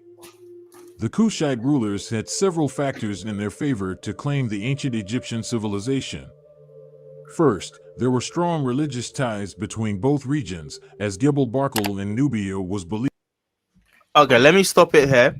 I think we gave that video a good innings. I've been going back and forth with individual in the chat here whilst it was playing. I'll just leave that be. But this video is quite interesting because it touches on some of the things that some of the problems we have in this space when we're discussing the achievements of so-called or black people, or the achievements of black people throughout history. It again back to that theme of aspersions being cast and people trying to what did Kanye say in that wild interview recently? Wasn't recently, it's almost a year old now, with Piers Morgan. What is it about taking inches off his off his thing? This guy said, the interviewer said, you got about what Piers Morgan said, he has a few million, 3 million followers, and Kanye's like, that's 3.1, bro. Don't take inches off off my thingamabob. But they always try to take inches off us. They always try to take inches off us. Because when I was looking into the 25th dynasty, they almost make out like it was less years than it actually was. In actual fact, shout out to Laszlo Torok, the individual who Mr Imhotep cited there. I remember looking into his work and he made it quite clear. Thank God for people like him and scholars like him. I find that Eastern European scholars tend to be quite more honest. I don't know what that phenomenon is. If you're an Eastern European listening to this, believe it or not, we have some. Let me know, why is that? Eastern Europeans don't have this kind of baggage when it comes to assessing and looking at Black history. But yeah, he said, look, the Kushite 25th dynasty, or Nubian as it's popularly known, was actually, in actual fact, it was already on the way much earlier than we give it credit for. Kashtar, its progenitor, its founder, was already accepted de facto. There are monuments with his name on it as Pharaoh of Upper and Lower Egypt. Yes, there was a competing Libyan originating dynasty in charge, claiming to be in charge, but they were more vassals. The evidence bears this out. They were more vassals than actual kings and rulers of Egypt at that time, which would then take the 25th dynasty's reign and period of dominance to about 100 years, and which is quite, as far as dynasties go, that's pretty good in the history of Egypt. The dynasties on average, from what I've heard or read, on average about just short of 100 years. Okay, so that's pretty good going. And so a lot of times you hear the detractors try to come in, and I've seen this with my own two eyes, more than one place. Whenever there's a video about the Nubian 25th dynasty, you'll see comments that devolve or try to, it devolves the conversation into, well, it was when Egypt was at its low ebbs, and they didn't really last that long and whatnot. That both things are stupid. They're lies. You know, you can say that about the fall of any empire. You can say that about the fall of any empire. Oh well, it's at its end, whatever. You know, and secondly, again, this dynasty was a century uh in the seat of power. So, you know, shout out to them. I just thought I'd correct the record on that. I don't know if anyone wants to say anything else. Let me show you guys something else I find interesting. So just going off topic a bit now, I'm gonna present this comment. Um So you know they always talk the way people, and I find this really interesting because I knew nothing about this. I'm the quote master. I'm always doing videos, making sure I source my quotes and I give evidence from the historical data, the historical text. But I knew nothing about this quote. Here we go, and this is on a video. This is on a video that was done by Mr Imhotep at the bottom. It was a top comment. I think it was on Cleopatra, and the individual says you need to take into. Oh, this isn't the one. Oh, okay. Right, this is the I wanted to show the hypocrisy of this statement. There is another statement on the video, but this statement is interesting. See if you can make out what I'm on about here, guys.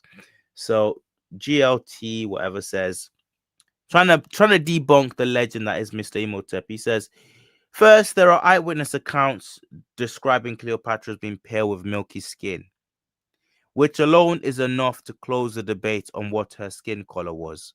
Chat, let me know what's wrong with that statement. What's hypocritical about that statement? Does anyone know what's hypocritical about that statement? If anyone in the discussion knows, if you know London, if you know Kamji, just let me know. Yeah, I just find I it. think Go ahead. because, oh, sorry, these same people usually, um, when it comes to someone white, just they need just one thing to say it closes the debate. But when it comes to us, the eyewitnesses accounts don't matter. The art doesn't matter. So many other things. It's like we have to do a whole lot of research and a whole lot of proving. It's not enough to say this person saw them and they said so. Thank you. London, sorry, did you want to say something? No, exactly that. They won't do the same for us, you know? Simple as that. Yeah, I Precisely. wanted to hop on to it, and this kind of goes back to the Olmec discussion. Like Wyszynski, the Polish craniologist, when he used taximetrics to basically define the equatorial and the Dongolan type, these same people would say, "Oh, that's 19th century, that's outdated." But today in 2025, you see Congoid, you see Bantuid, you see Nilo, you see the same methodology used to separate African populations, right? So in this case, if you saw someone with aquiline affinity or somebody who was represented as lighter than the average black person, that's a Hamitic, white, black Caucasian, right? And they just run with it. So again, as Seche said, they are hypocrites. They don't apply the same standards to themselves that they want us to follow. Thank Yeah. you. All the primary eyewitness evidence usually goes in our favor, but they'll gladly, throw that out of the window for some kind of secondary non-contemporaneous account. So they constantly do this, Thank you. I couldn't believe it. And it's not the audacity of the comment, but even worse, the audacity of the 218 people who clicked like to put that comment in my face on Mr. Imhotep's video. The audacity of it. I thought, what? We have quotes here for days of the Romans, the Greeks saying there be Negroes. There be Negroes. This land is the land of the blacks.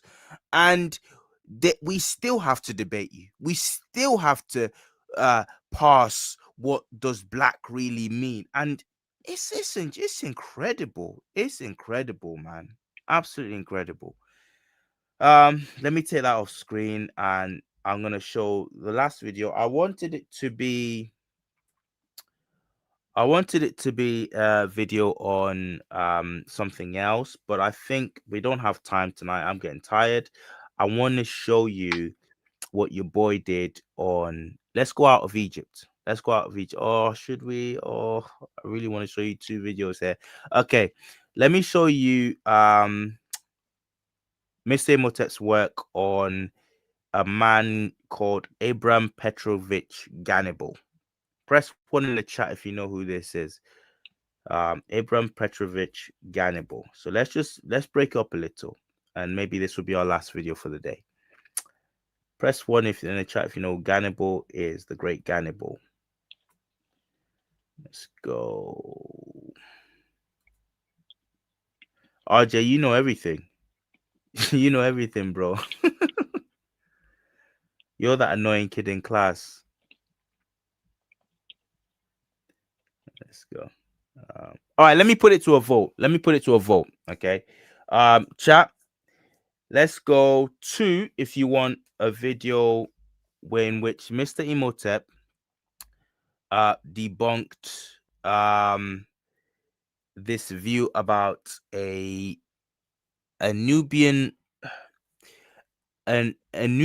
ruler in Egypt called Shammai. You guys seen the video about Shammai? Shammai, who wasn't meant to be black, and he's stunned when they did the craniometrics on him. It turned out that it was black, and the scientists and the experts doing the anthropometric analysis were like, "What? He's black?" Okay, if you let me know, it's 2 for that, or if you want Petrovich Ganibal, the black Russian general, believe it or not. Thank you. Top 5 comparables. Thank you. Yes, he was the grandfather of the greatest Russian, basically the grandfather of Russia's greatest literary figure, Pushkin. They're not, forget Tolstoy, forget Dostoevsky. This was their Shakespeare. Okay, he was closer to Shakespeare than those other writers anyway. Do you want Shammai, or do you want Petrovich Ganibal as potentially our last video? Let me see. I'm seeing 2 for Shammai. There's 1, 2 in the chat from Nerd Large. Thank you very much for Shammai. Let me see any other hands. What are we getting there? Ganibal, RJ McKenzie says. Okay. It's a tie. Wait, why are people saying 1? Okay, what's 1 for? Okay, just type the name. I don't know what people are doing. I didn't put a 1 down. I put 2 and 3. Put the name that you want. Pushkin Ganibal or Shammai.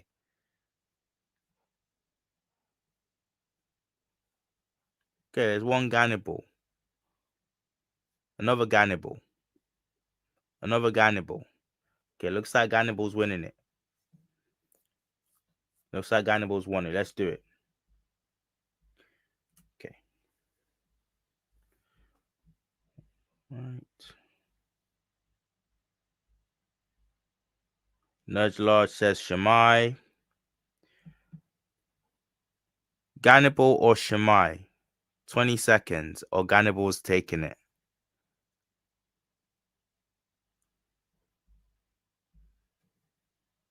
Okay. Looks like it's Ganibal. Here we go, guys. Here we go, family. Let's go.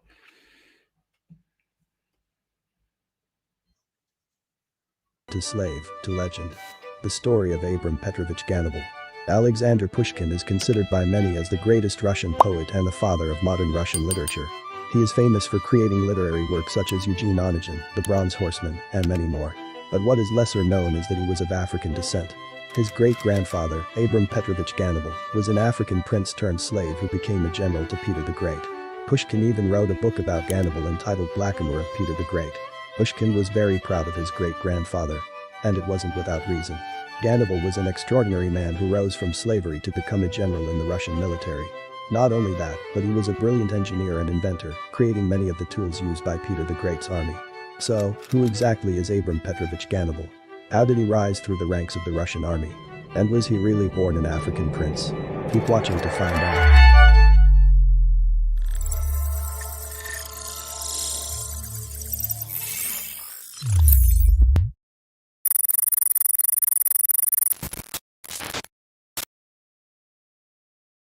So, who is Abram Petrovich Gannibal? Abram Petrovich Gannibal was born around the year 1696 in the ancient town of Logon, Africa. When he was still a little boy, Gannibal was abducted by a rival ethnic group and sold to Turkish slave traders. He was brought to Constantinople in 1703 and became a servant for about a year under Sultan Ahmed III's household. Around that time, having a black page boy was a symbol prestige for noble families. So, in 1704, a Russian diplomat called Pyotr Andreevich Tolstoy ordered the Constantinople ambassador to acquire a page boy to serve the Tsar at that time, Peter the Great. If you're familiar with that last name, that's because he's the great-grandfather of another famous writer, Leo Tolstoy. When Gannibal arrived in Moscow, he was presented to Peter the Great, who immediately took a great liking to him due to his intelligence and potential. 1 year later, in 1705, Gannibal was baptized with Peter acting as his godfather. Since he did not know his actual date of birth, Gannibal used the date he was baptized as his birth date due to his gratitude. He also took on Peter's last name, Petrovich, as his own. How did he rise through the ranks? Being the godson of the Tsar gave Gannibal great privilege, but is that the only reason he was able to rise through the ranks of the Russian military? Of course not. He rose through his own incredible merits. Peter the Great was a progressive-minded leader who wanted to modernize his country, despite the resistance he faced. And he wanted to use Gannibal as an example to show that a captive can be educated. So, he ordered for Gannibal to be given a multidisciplinary education. Gannibal showed great promise and was taken by the Tsar as his personal assistant in all his military campaigns. He also learned several languages in the process and excelled in mathematics and geometry. In 1717, the Tsar sent Gannibal to France to receive education in arts, sciences, and warfare from the best military institute there. 1 year later, Gannibal decided to join the French army with hopes of expanding his military engineering knowledge. He wanted to please his godfather who placed such great trust in him. During his studies, a war between France and Spain broke out. Gannibal fought in it and was able to rise to the rank of captain. He finished his education in 1723 and returned to Russia to become an engineer and mathematics tutor for one of the Tsar's private guard units. But then, misfortune came. In 1725, Gannibal's biggest backer, Peter the Great, died. His widow, Catherine I, rose to power supported by Prince Menshikov. This prince didn't like Gannibal because of his origin. Menshikov was also jealous of Gannibal because Gannibal received a better education than him. Gannibal was exiled to Siberia in 1727, and his talent was wasted for 2 years after the jealous prince finally died. Catherine didn't want to waste the talent of this talented engineer and reinstated him as a military engineer. He would still remain in Siberia for a few more years where he helped build a fortress and led several construction projects. Gannibal earned the title of master engineer during the entire process. He also got something entirely different in that time period: a wedding ring. Gannibal married a Greek woman named Evdokia Diop in 1731, but it was an arranged marriage where both parties were unhappy. The marriage did not last, and they later divorced. Fortunately, Gannibal was able to meet his true love, a woman named Christina Regina Seoberg. They married in 1736 and had 10 children together. One of them was Ossip, who would have a daughter named Nadezhda, the mother of the great Alexander Pushkin. 10 children. Now I don't know how many survived into adulthood, but that is that is some widespread black genes in the Russian nobility there. That is that's some widespread. So who knows who amongst the Russian nobility going on into the 20th century carried Abraham Gannibal's genes, you know? That's incredible. 10. In 1741, Elizabeth I rose to the throne as a new monarch. She appreciated Gannibal's talent and appointed him as a prominent member of her court. He then rose to the rank of Major General and became the governor of Reval for a decade. He became the chief military engineer of the Russian army in 1756, before eventually... This is... Sorry, I need to pause it there, guys. Family, this is like the stuff of epic Hollywood movies.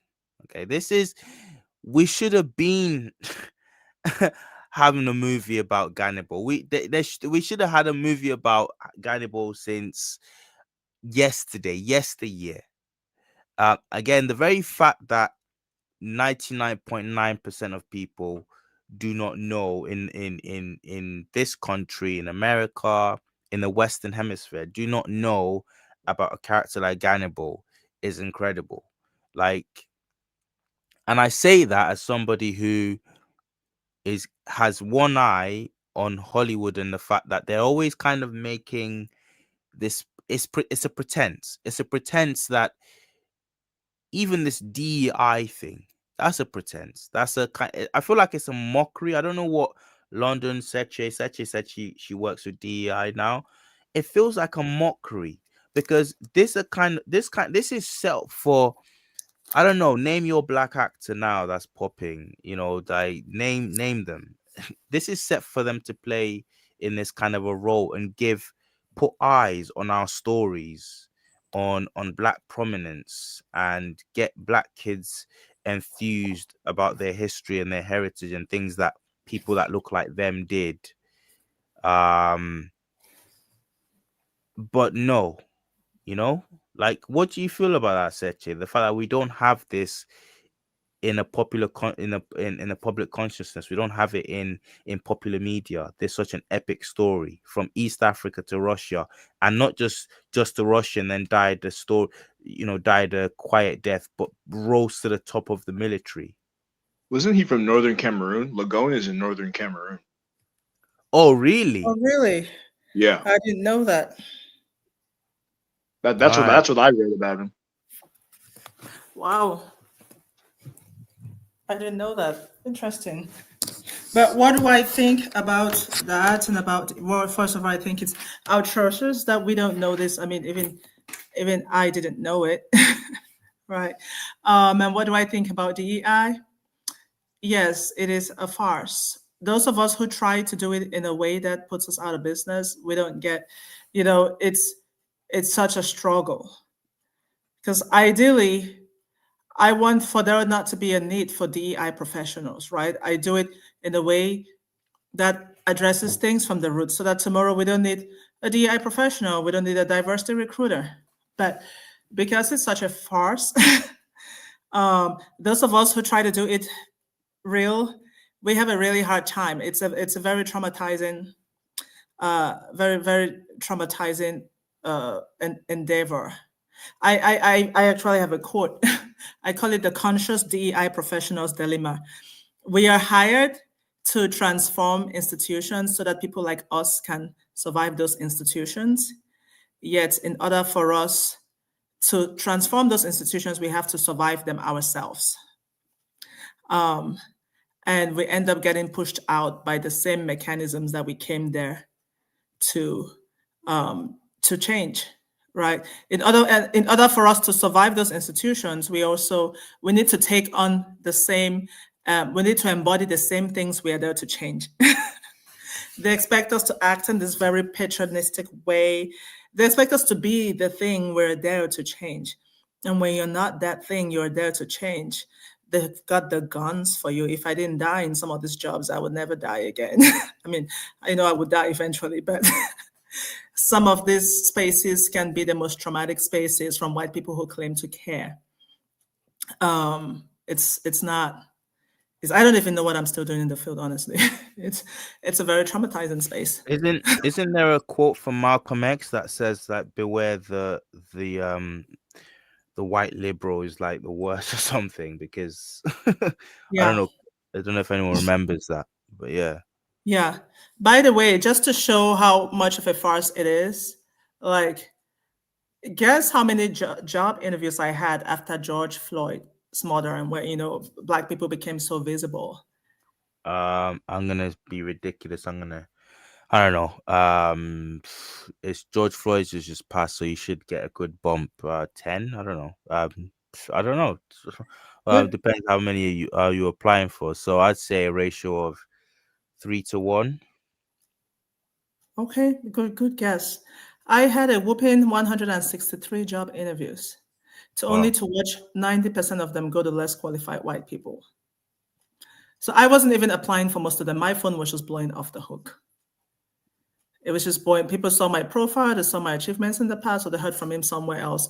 Only two. And so I was getting contacted everywhere. People want to interview me for jobs, only for me to make it to the final rounds and not get the job. And then see who got the job, and they're not even half as qualified. 90% of them were white or non-Black, majority white. And then I looked at the statistics, and it confirmed what I had been experiencing, which is that 83.1% of DEI leaders are actually white, and only 3.1% are Black. Even though anyone would tell you that, oh, Black people, DEI is a Black person's job, and we are the face of DEI, but we don't even get to work in it, neither do we get to benefit from it the way it's done in the mainstream. So I 1000% agree with you. It's a fast. There's few of us who are trying to do it the right way, but it's, and there's many people who come in with good intentions, many Black people who come in with good intentions and want to do the right thing, but then in order to survive, they become the thing that they're there to change. It's just a repeating cycle. Honestly, I don't blame some of them. It is hard. It's a very toxic place. It can kill you. But you know what's funny about that as you're speaking? Is that what I picked up on is the fact that it's traumatizing, and yet let me start that again. If you were to ask the average person about DEI, they would think, oh yeah, that thing that they give Black people who aren't qualified. Right.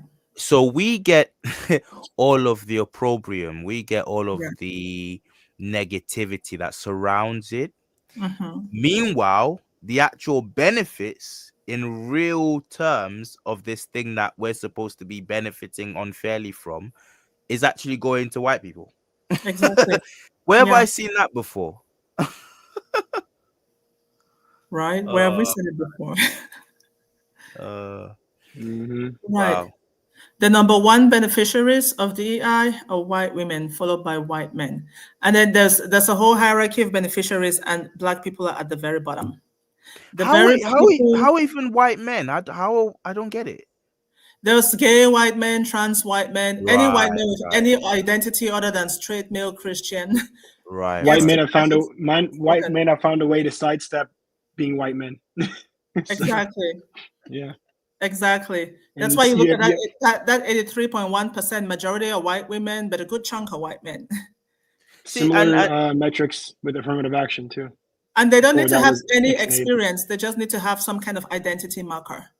Mhm. Whereas those of us with experience and identity markers, we fight for our lives and we still don't get the jobs. We still don't get the contracts. We still don't, we're there getting scraps. And when those white people get in those positions, they design the programs in a way that, of course, benefits just people like them. It doesn't benefit the people it's purporting to benefit. DEI started, its roots are in racial and economic justice. So it's a thing that was started specifically for Black people, even though, yes, it was meant to benefit other people too. But now it's benefited everybody but Black. Yeah, we're in the age of DEI for the white conservative male right now, and it's blatant. So all their talk about getting rid of DEI was which never worked for us in the first place, like it should have, was just to replace it with blatant white DEI. And Trilly made a great point about us always getting the backlash for these policies and things that don't actually benefit us, and that a lot of the times you don't even put into place. Also, like with these movies like Cleopatra and all these things where we could have easily done something on the Old Kingdom and it would have been there would have been no question, right? But we received the backlash for it, or Little Mermaid or something like that. We're constantly passengers to like this white rhetoric that we have nothing to do with, that we continue to get lashes from it, but we have nothing to do with it. We're just passengers in their games. So I see someone put in the chat, WEI. Is that white, entitled, and incompetent? Yeah. Because I have my own term, CEI, Caucasian, entitled, and incompetent. Those are a lot of the people who got those jobs I didn't get. And sometimes the visibility is so harmful, because these interviews I went on were not interviews you wake up in your sleep and you do. They involved demos, projects, strategic plans. They were very consuming. That is a lot of my life I wasted, going, they dangled these good jobs in front of me, 250,000, mm, 300,000. I'm like, mm, whoa, okay. But never truly ever considered me for anything. yeah, It was yeah, such a waste of my life and energy. It was also kind of traumatizing. I mean, not kind of, it was to go mm, through to get so much visibility with no intentionality behind it, with no actual consideration. mm, mm. That's why the work y'all do is important, because something like that could have made me go crazy if I didn't know who my ancestors were, if I didn't know that I'm not dumb. Actually, this is the thing. I still till today, you still get people. Um, Shout out to the low IQ bros, because no, sorry, I know that I know there's there is that horrible stereotype that these trashy folk like to churn out, but some of us low key be low IQ, sorry, because you still get these people come on and they say things like, "But how is this helping us now? How is this?" Mm. You must be some dumbass. Like, Mm. seriously, like, how? What do you mean? How is it helping us now? What, you don't feel a buzz? You don't get a rush of dopamine that that gives you that extra boost to think, you know what? Just from knowing what you're from, what your heritage is. You don't think that will do something for some black child somewhere, to Mm. know this is my heritage, this is what I people that look like me have done before and can still do. You think there are departments, whole departments dedicated to classics and the study of Rome and Greece and history, people tenured, getting five-figured packages, wages a year, head of this Greek civilization department and that department, Egyptology. You don't think you think that's all for nothing, you Mm. fool? You think that doesn't that's not part of the supremacist system that's in place, to always make sure that they have at least that mental upper hand that says, we've done it, we did all this, even though they didn't, but we did all this, therefore we can carry on doing all this and this and this and this and that. It's just some of us out there are really stupid. Brain dead comment, waste man comment. Like Yeah. Hey, your I, history, it I informs your wouldn't say future. they're brain It's dead. They're culture. just brainwashed, because I can imagine I was one of those who would make such a comment Oh, right, right, right. before Same my here. eyes Same here. open. Same here. So No, that's I true. wouldn't That's say it's true. a matter of brain dead, it's a matter of effective brainwashing. Yeah. Yeah. Very Yeah. effective, yeah. Yeah. That's And I want to correct myself earlier with the we're in the age of white DEI. Always been.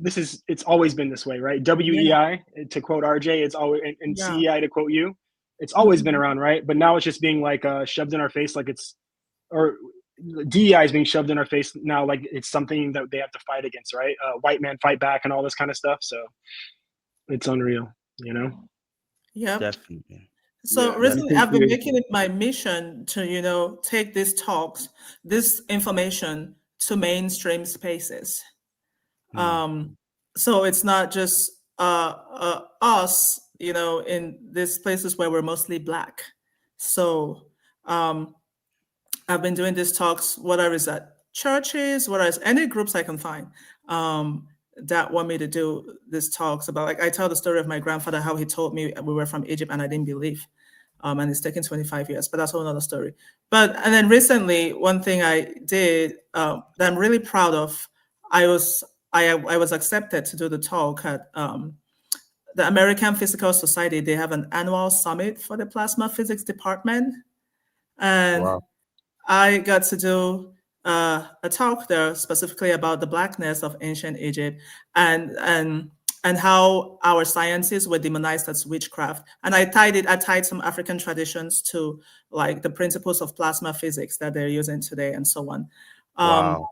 it was very well received. The TV station, the biggest TV station in Cameroon, decided to cover it and do a report on it. Wow. It's Um, awesome. but I think we need to take these conversations into as many spaces as we can, um, and put this in their face in as many ways as we can. So I not only try to take it to spaces, I also try to dress like an Egyptian, like an African Egyptian. I've- Um, because it causes people to comment, and no matter what you comment about my clothing, I'm gonna end up telling you my grandfather's story and how we're from Egypt.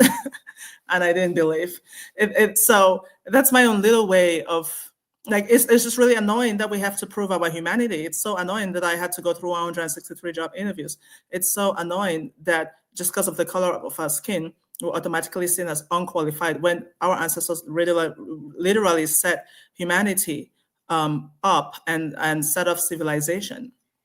We gave them math, physics, and everything, and now we're the ones who have to prove that we are worthy. So I just try to, yeah, I'm trying to find many different ways to put it in their face. Oh, Such a guys, hit the fire emojis in the chat, man. That's yeah, as the kids say, that's straight fire. Thank you for that, Seche. such a we're Yes. both from the same we have the same ancestry. And Yes, I WK. remember as a kid, my parents, right, they would always be like, "Nous venons d'Egypte." Like they would say, "We came from Egypt," and it was part of their oral history. This was ubiquitous Mhm. across Grassfield's culture, and they never studied Egyptology. They don't know about the similarities between the fly whisk. They don't know about our scepters and batons that are pretty identical to that which is used in ancient Kemet.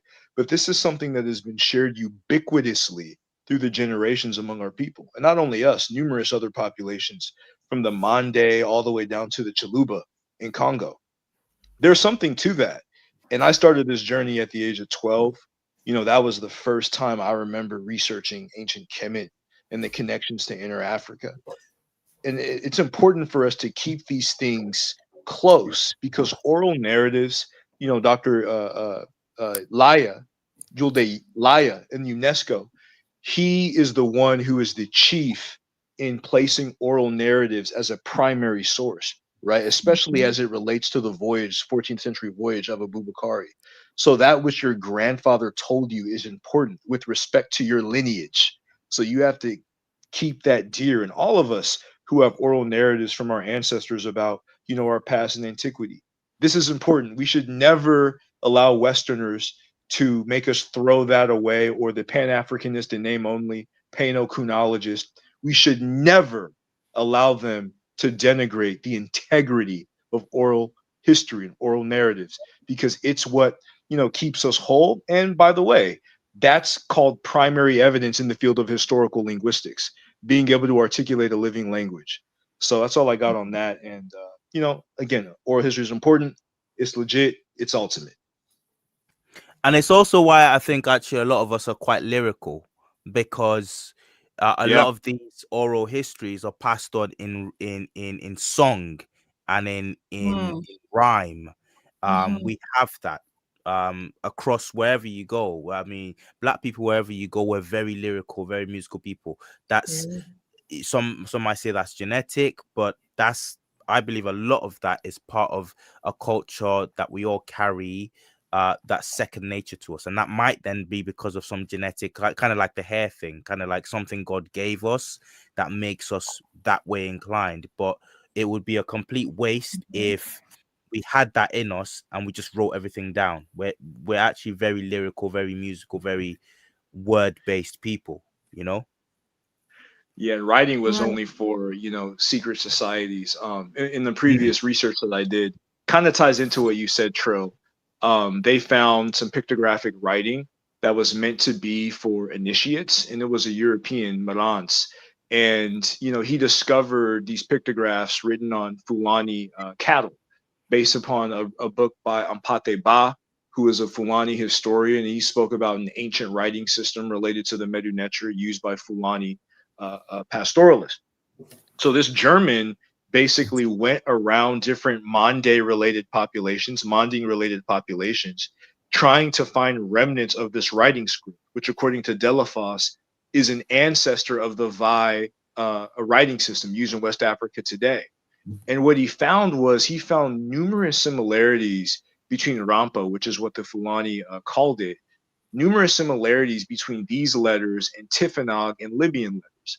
So his preference was to make it seem as if the Carthaginians or the Phoenicians were the ones who taught these West Africans how to write, as opposed to them carrying an ancient pictographic lineage that goes back to antiquity, possibly the classical, Happy River Basin, Africa, and the Pharaonic civilization, or even before. If you look at, Reggie's work on the creation of writing from the Saharan populations who migrated into the Nile at the end of the human period.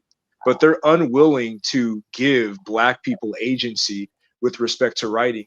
And the funny thing is, he went to Cameroon. He went as far as northern Cameroonian Fulanis, this scholar, and he spoke to a Fulani couple, and he showed them letters, and he asked them, "Do you know what this is?" And they were shocked, and they looked at each other, and they looked back at him, and they said, "You know about this?" And he nodded his head, and then they said, "We don't know anything about this." And they walked away because they're like, how does this white man know our writing that is only supposed to be for initiates? So it just goes to show you how and why we need an African centered approach. Not everything that we study is to be for the Westerners. We're doing this now because our people in the diaspora are lost. But there's certain things that need to be behind closed doors, and there's certain things that we need to keep under wraps in order to have the optimal development of our culture and society. Amen. Amen. Shout out to that. That's a word. That's a word. I kind of used to wonder about people saying we need to keep some of our things for us, but I don't wonder anymore. It's a real dilemma now, because I'm the kind of person that used to think, and still do to some extent, that that's petty. But again, when you see how blackness, I watched a thing today. I watched you guys it's probably come across your feed, but a new creator out there, Antonio Speaks, really really good content. He was talking about wrestling, and how a lot of us black folk grew up on wrestling, and you can see it in WWE culture. You can see it, except we don't profit off it. Black characters in wrestling don't profit off blackness. In fact, it's always given to someone else. Look at John Cena, for example. In fact, the thumbnail of the video was John Cena, but I thought I was looking at LL Cool J, because that's how much, like, that's how much I had to do a double take. That's how much we've been culturally appropriated.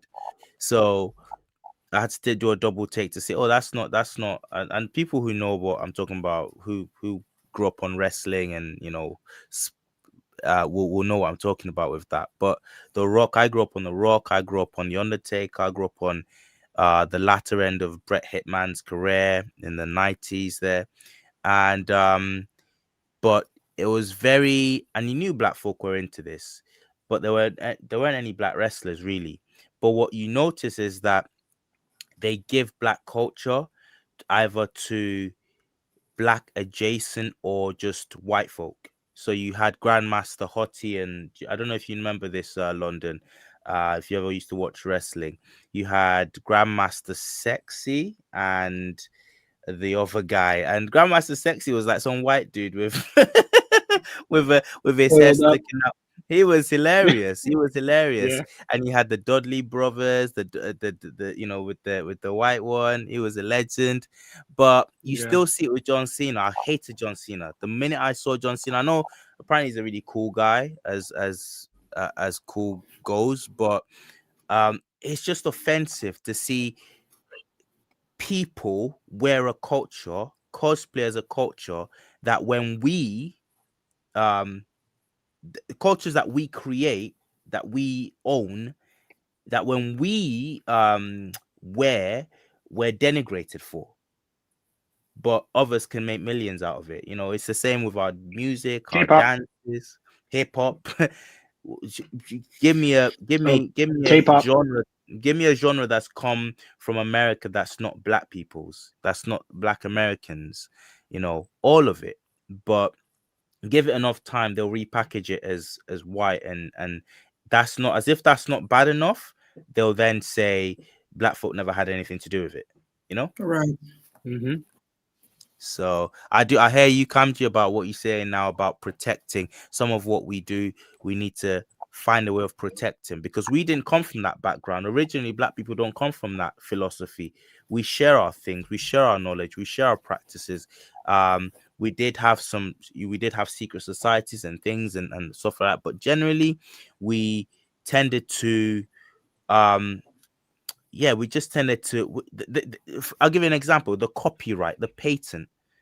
This idea of I invent something and forever and ever I profit from it for as long as possible, and nobody, to the exclusion of society, to the detriment of society. We didn't have that. Yeah. We come up with a medical invention or everybody, the whole village, the whole town, the whole city knows about it soon enough. True, So true. On that point, like these past 3 weeks, I've had three black PhDs message me, reach out to me with respect to this Surdima stuff, and they said, "What are you doing? Why are you giving this for free? You need to go get your dissertation. You need to sell this." And I'm thinking to myself, no, we have all of these racists who want to castigate black scholars on this OMEC issue. I need to fight the good fight. I need to put the money, I need to put the money, the time, the energy doing this research and putting this out. But there's a lot of, even in black academia, there's a lot of like arrogance and egotism with relation to this. And many in black academia kind of want to sit on their ivory tower and be the one to release this information as opposed to promulgating it amongst our people so that we can have the right tools to be successful. So it's not even only a cultural thing with respect to white people, but we need to have think tanks in development in relation to how we can organize and get all this information out, similar to what we're doing now, that's not like gatekept by the powers that be in the status quo. definitely, definitely. I want to say, again, just to close up and bring it back to where we started from. Uh, all of this, I yeah, I can go as far as to say I wouldn't be doing what I'm doing now if it wasn't for Mr. Imhotep and his work. And just today, I've learned far more. I can put more finer edges on what was just a vague silhouette. Before, I didn't know he was a Frenchman. I didn't know, well, not Frenchman, but a francophone. I didn't know, that this was a real labor of love from him. Um, to the point that he wouldn't let his language barrier be. He wouldn't let his language, barrier be a barrier. He did the AI thing because he wanted to reach people with this information. He's no longer with us. I don't pray for the dead. I have my reasons. A lot of you, if you've been with me for a while, I got my philosophical background in the scriptures, and I got my different views about that. I know a lot of you don't. However, the least I can do is to make sure that this man's legacy is not forgotten, and that other people, um,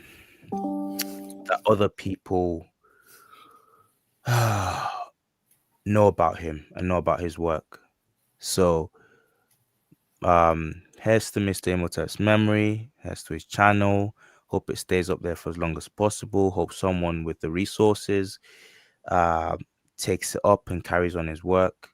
And I'm so glad. I'm really grateful to Seche at Seche Music. I'm grateful to you, London, to, coming on here, and you as well, my brother Kamji. Um, yeah, that's all I got, man. Thank you guys for joining us. I don't know if anyone. Before you close, Yeah, go before on. you end up, I wanted to share something. Go on. What that said was interesting that you started with the dashret, the head thing. Yeah. So, this is like a crown. So in Cameroon, I got crowned as Mafo, which is a queenly title last year after my Wow. mom passed. And I was commemorating that in America a couple weeks ago. And in my queenly outfit, I had to make a crown. I was going for more like the Nefertiti crown, and she ended up making me this one. It turns out to look more like a dash red, and then it has these rings on it. I was like, "That's this is cool." um, yeah, but I just wanted to share. I thought it was interesting how you started with the crown with the rings on it. And for those who don't know, this is the Bamileke material. Nope. This material is full of a lot of ancient Egyptian scientific motifs. I grew up wearing this, yet I didn't believe my grandfather.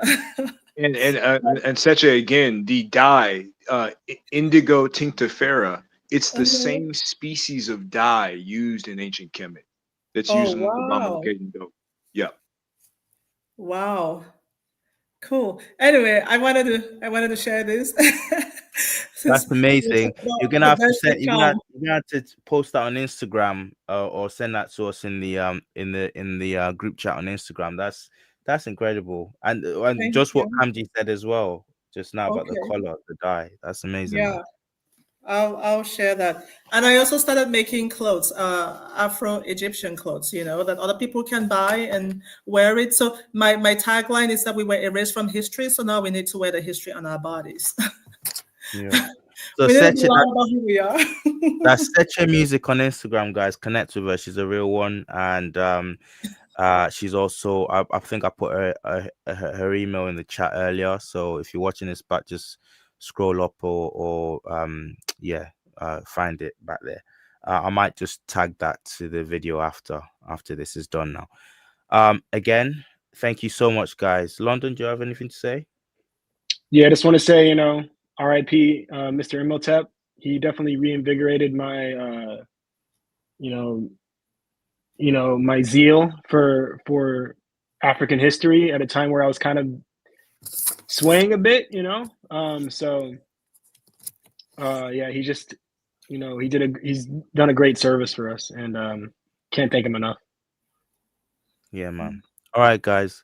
Kush to Compton. No doubt we'll be back soon. Okay, thank you for joining me and my guests tonight. Thank Bye, you. everyone. Thank you, Peace. everyone. Guys,